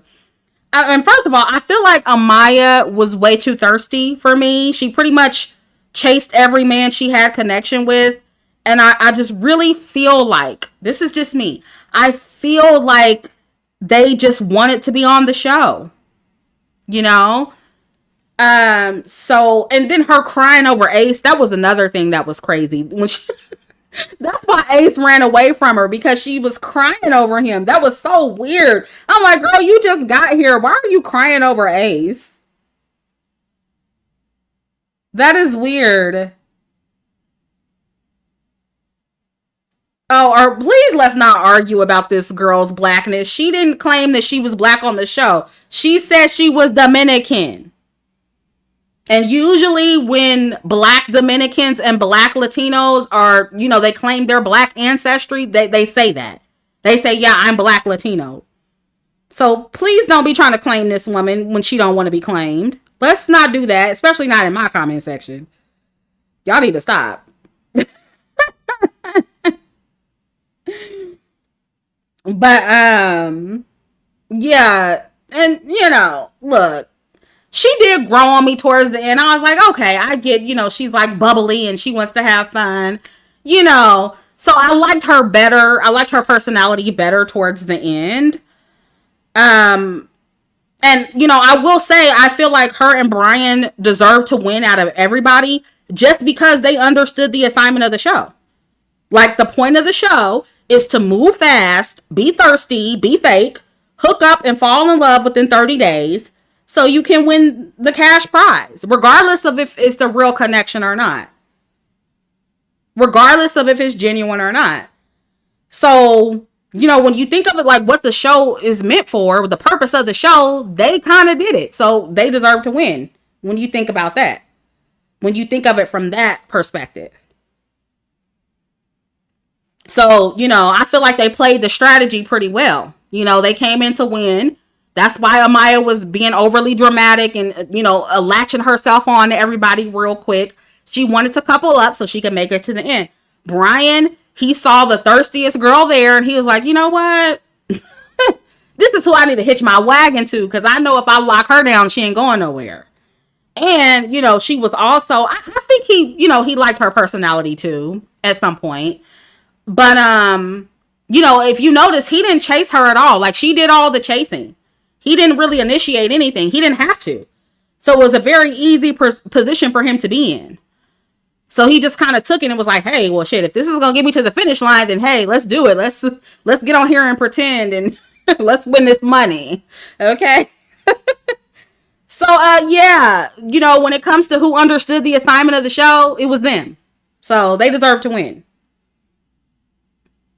Yeah, I think they're cute too. They're a cute couple. Yeah. So, and maybe I'm wrong. Maybe their connection is real. We just have to see what it is going forward.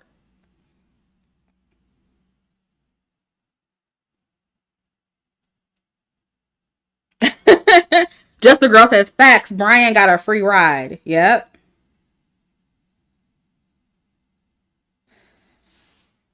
Oh yeah, Bryan. I forgot about Andreina. Yeah. What happened to her? I forget what happened. Yeah, she was voted off. Yeah. When it comes to Andreina, maybe we just didn't see enough of her personality, but she seemed kind of boring to me. Isn't that what Bryan said himself? But Andreina did have a strong connection with Jeremiah, though. And I also thought it was interesting, too, how all of the boys voted Jeremiah off. I think that was strategy on their part, too. I think that they were a little bit threatened by Jeremiah because, again, I don't see the hype with Jeremiah, but apparently the ladies really liked him. Especially on the show. They love Jeremiah. So I think part of them trying to get him out of there was kind of to eliminate their competition. Yeah, they were definitely threatened by Jeremiah. Yeah, Selena says he's conventionally attractive. Yeah, he is. When you think of oh wait, I did put a picture of them. Yeah. Jeremiah and Andreina. Okay, I can kind of sort of see what y'all like about him. He does have a nice body. But I don't know. I guess he's just not my type.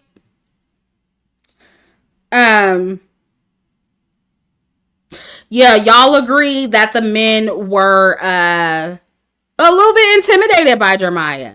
Yeah.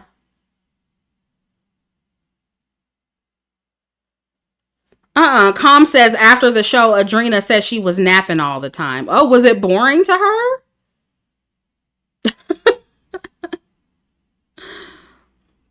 Callie Keisha says, did you mention Huda's one-sided competition with Chelley? Yeah, I talked about that earlier. Said how could a kept begging to get treated like Chelley giving out the cat, trying to get treatment that Chelley just got from being her. Yeah, for sure.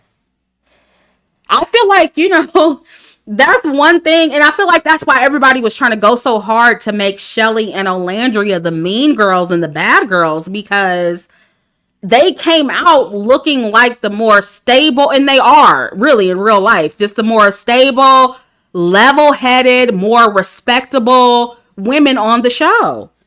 They didn't have to give up no pussy to get attention. They didn't have to chase anybody.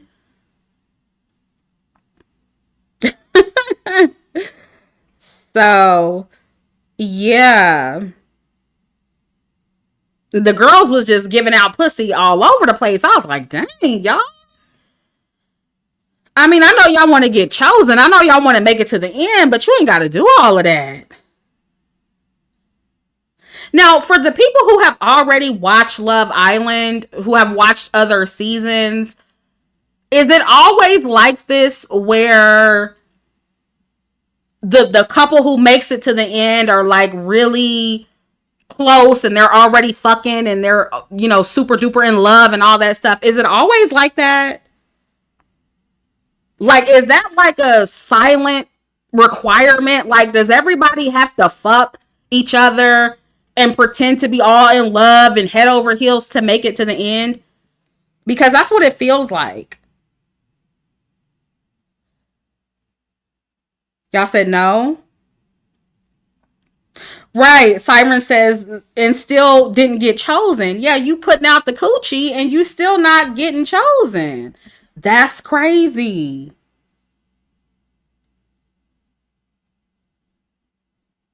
Y'all said it depends on the cast. Okay, so it sounds like it's a mixed bag. Okay. Oh no, y'all.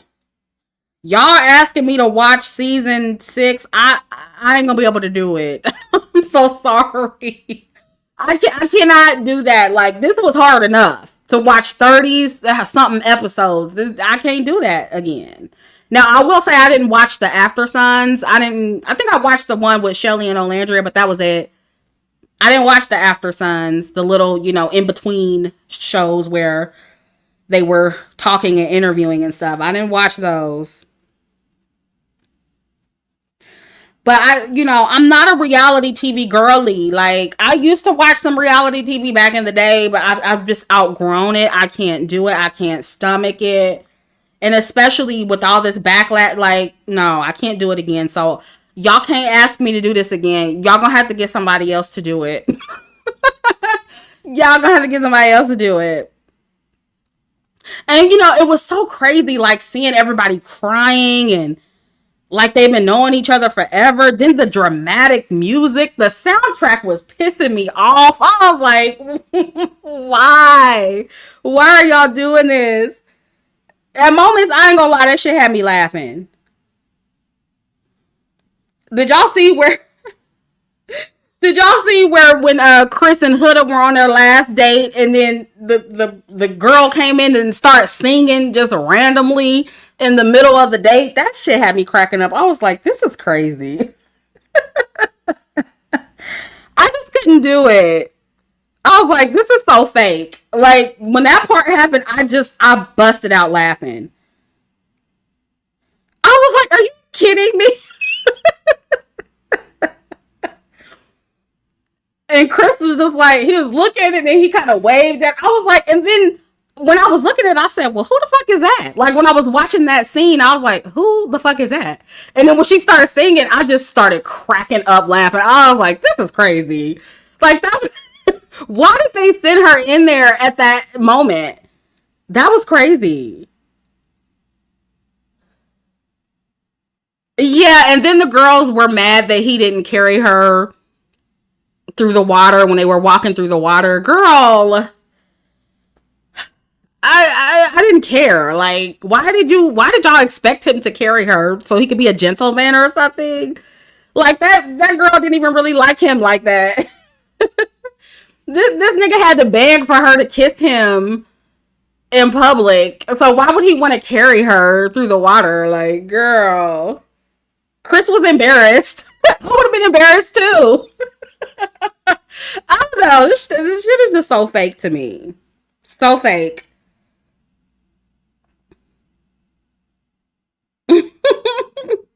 Yeah, he was like, I'm not gonna carry you.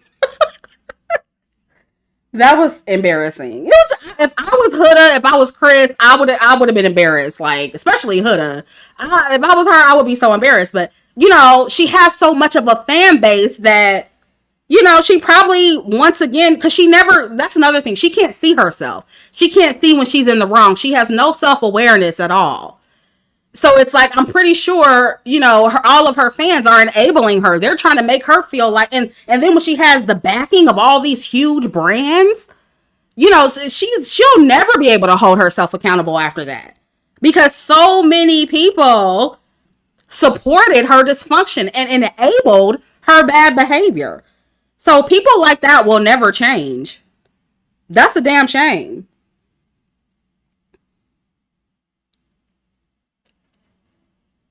Nika says Huda's fans are kids. I don't know. I saw some grown ass women on TikTok defending Huda. So I don't know, girl. I don't think they all kids. I think she just attracts the people who don't have any self-awareness like she does, who are crash outs like she is, who make very poor decisions with their bodies and their wombs like she did. A lot of bitter, hurt single mothers, and I'm not saying that all of them are like that, but I'm talking about the people that specifically Huda attracts. So I don't think it's kids. I don't think most of them are kids. These are grown ass women who are not socially aware, not self-aware, manipulative. They have issues. That's why I said, if you are a black woman and you defending Huda, something got to be wrong with you. Something got to be wrong.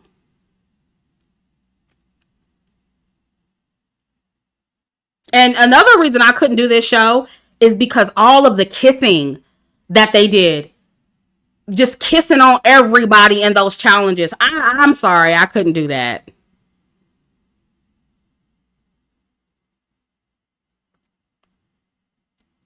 And I'm like, I hope y'all are giving these people some type of test to make sure that they don't have anything that could be transferred to another person in their saliva. Because that is disgusting. I'm not built for stuff like this. Even when I was younger, even if I had the opportunity to go on a show like this, I wouldn't have done it because I couldn't do stuff like that. Oh, Jesse said they get tested before the show. I hope so. The way they was tugging each other down, Lord. Mm-mm.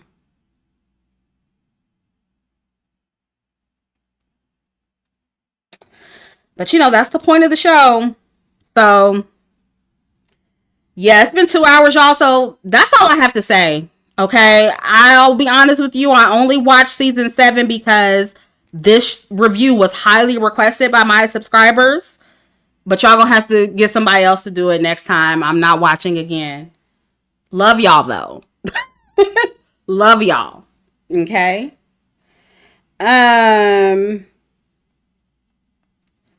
Veronica says Huda was insecure. Wasn't the cutest in the face. Body T, which I think she's aware of. Nose job / lip fillers. I think that's why she goes after black guys. Oh, absolutely. And you also have to understand that black men are also going to accept her having a child and being a single mother more than a lot of other races of men would as well. So, yeah, she knows where her stock is the highest, and that's with black men. So that's where she goes. So, and women like that are very competitive with black women. So it's no surprise how people are, pitting her and Chelley and Olandria against each other and all that. It's because they're very competitive with black women. Even when they don't date black men, they're competitive with us. And you can see that based on how they're trying to, launch all these smear campaigns against Chelley and Olandria because they want to come out with the better image in the media. So it's I keep telling y'all, they don't just compete for men. They also compete promotionally as well.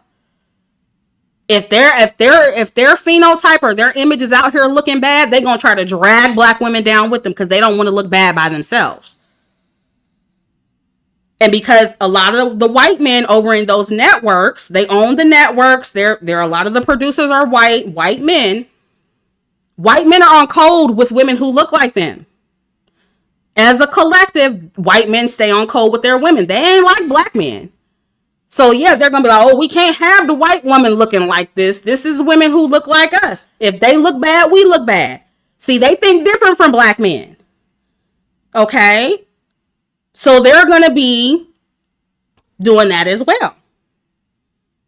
As a collective. Now, that does not mean you can't find an individual white man that likes you and all that stuff. But we're talking about as a collective.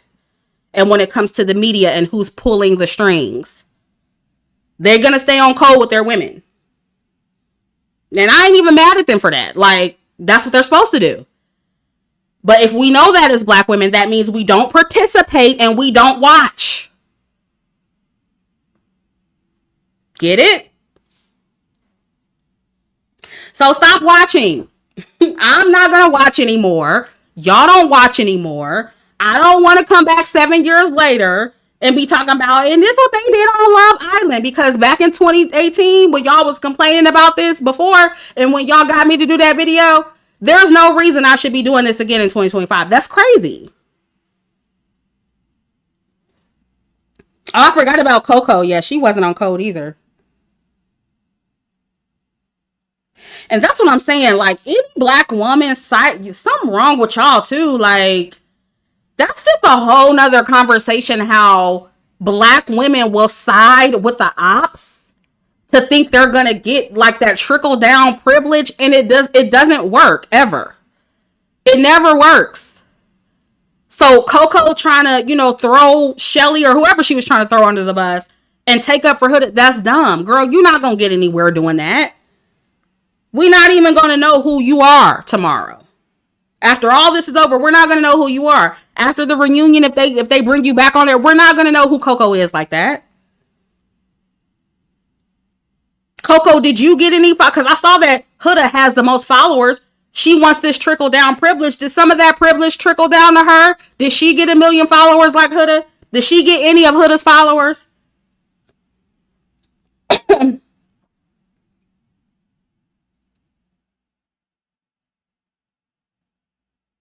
Oh, y'all said she was talking smack about Olandria. Yeah, I couldn't remember what it was. I remember seeing something like that, though.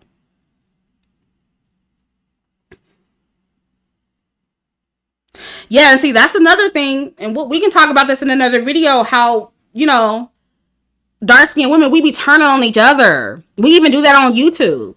We turn on each other, we side with the ops, and then when the ops start attacking us, then you want to try to rally black women around to defend you. No. That's not how it works. And the ops, you can't do anything or say anything that's going to make them like you. They still don't like you. They're still going to try to compete with you. They still look down on you. You don't get anything by siding with the ops.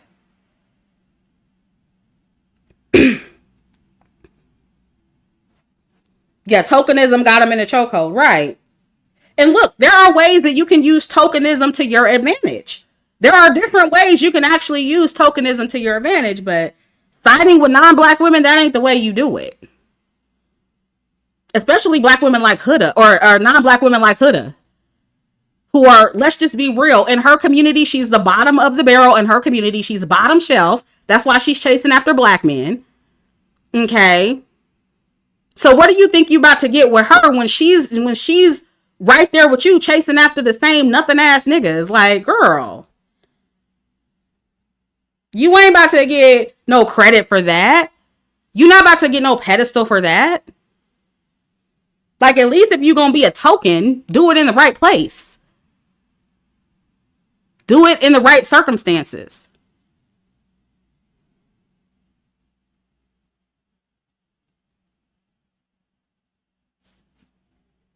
Yeah, trickle down never works. Exactly. And I just look forward to the day where black women leave these gutter hood rat non-black women like Huda alone by themselves to fight for the scraps and fight for these bottom shelf black men. Girl, that's crazy. But anyway, I'll see y'all next time. I'm about to do some content for my Neptunian members and patrons. So stay tuned for that. Like I said, last week, it was my birthday week. Girl had an injury on my actual birthday. So I was sick and shut in for the most of my birthday. Then I went out on the weekend because I was feeling better and re-injured my knee. Girl, a mess. But I'm feeling a lot better. So yeah, I'm back to doing content. So thank you. Yeah, and thank you for the birthday wishes because some of you guys emailed me. So I appreciate that. Thank you so much. Thank you for the love. But yeah, make sure you watch the replay, like, share, and subscribe. And I'll catch up with you guys next time. Love you. Bye.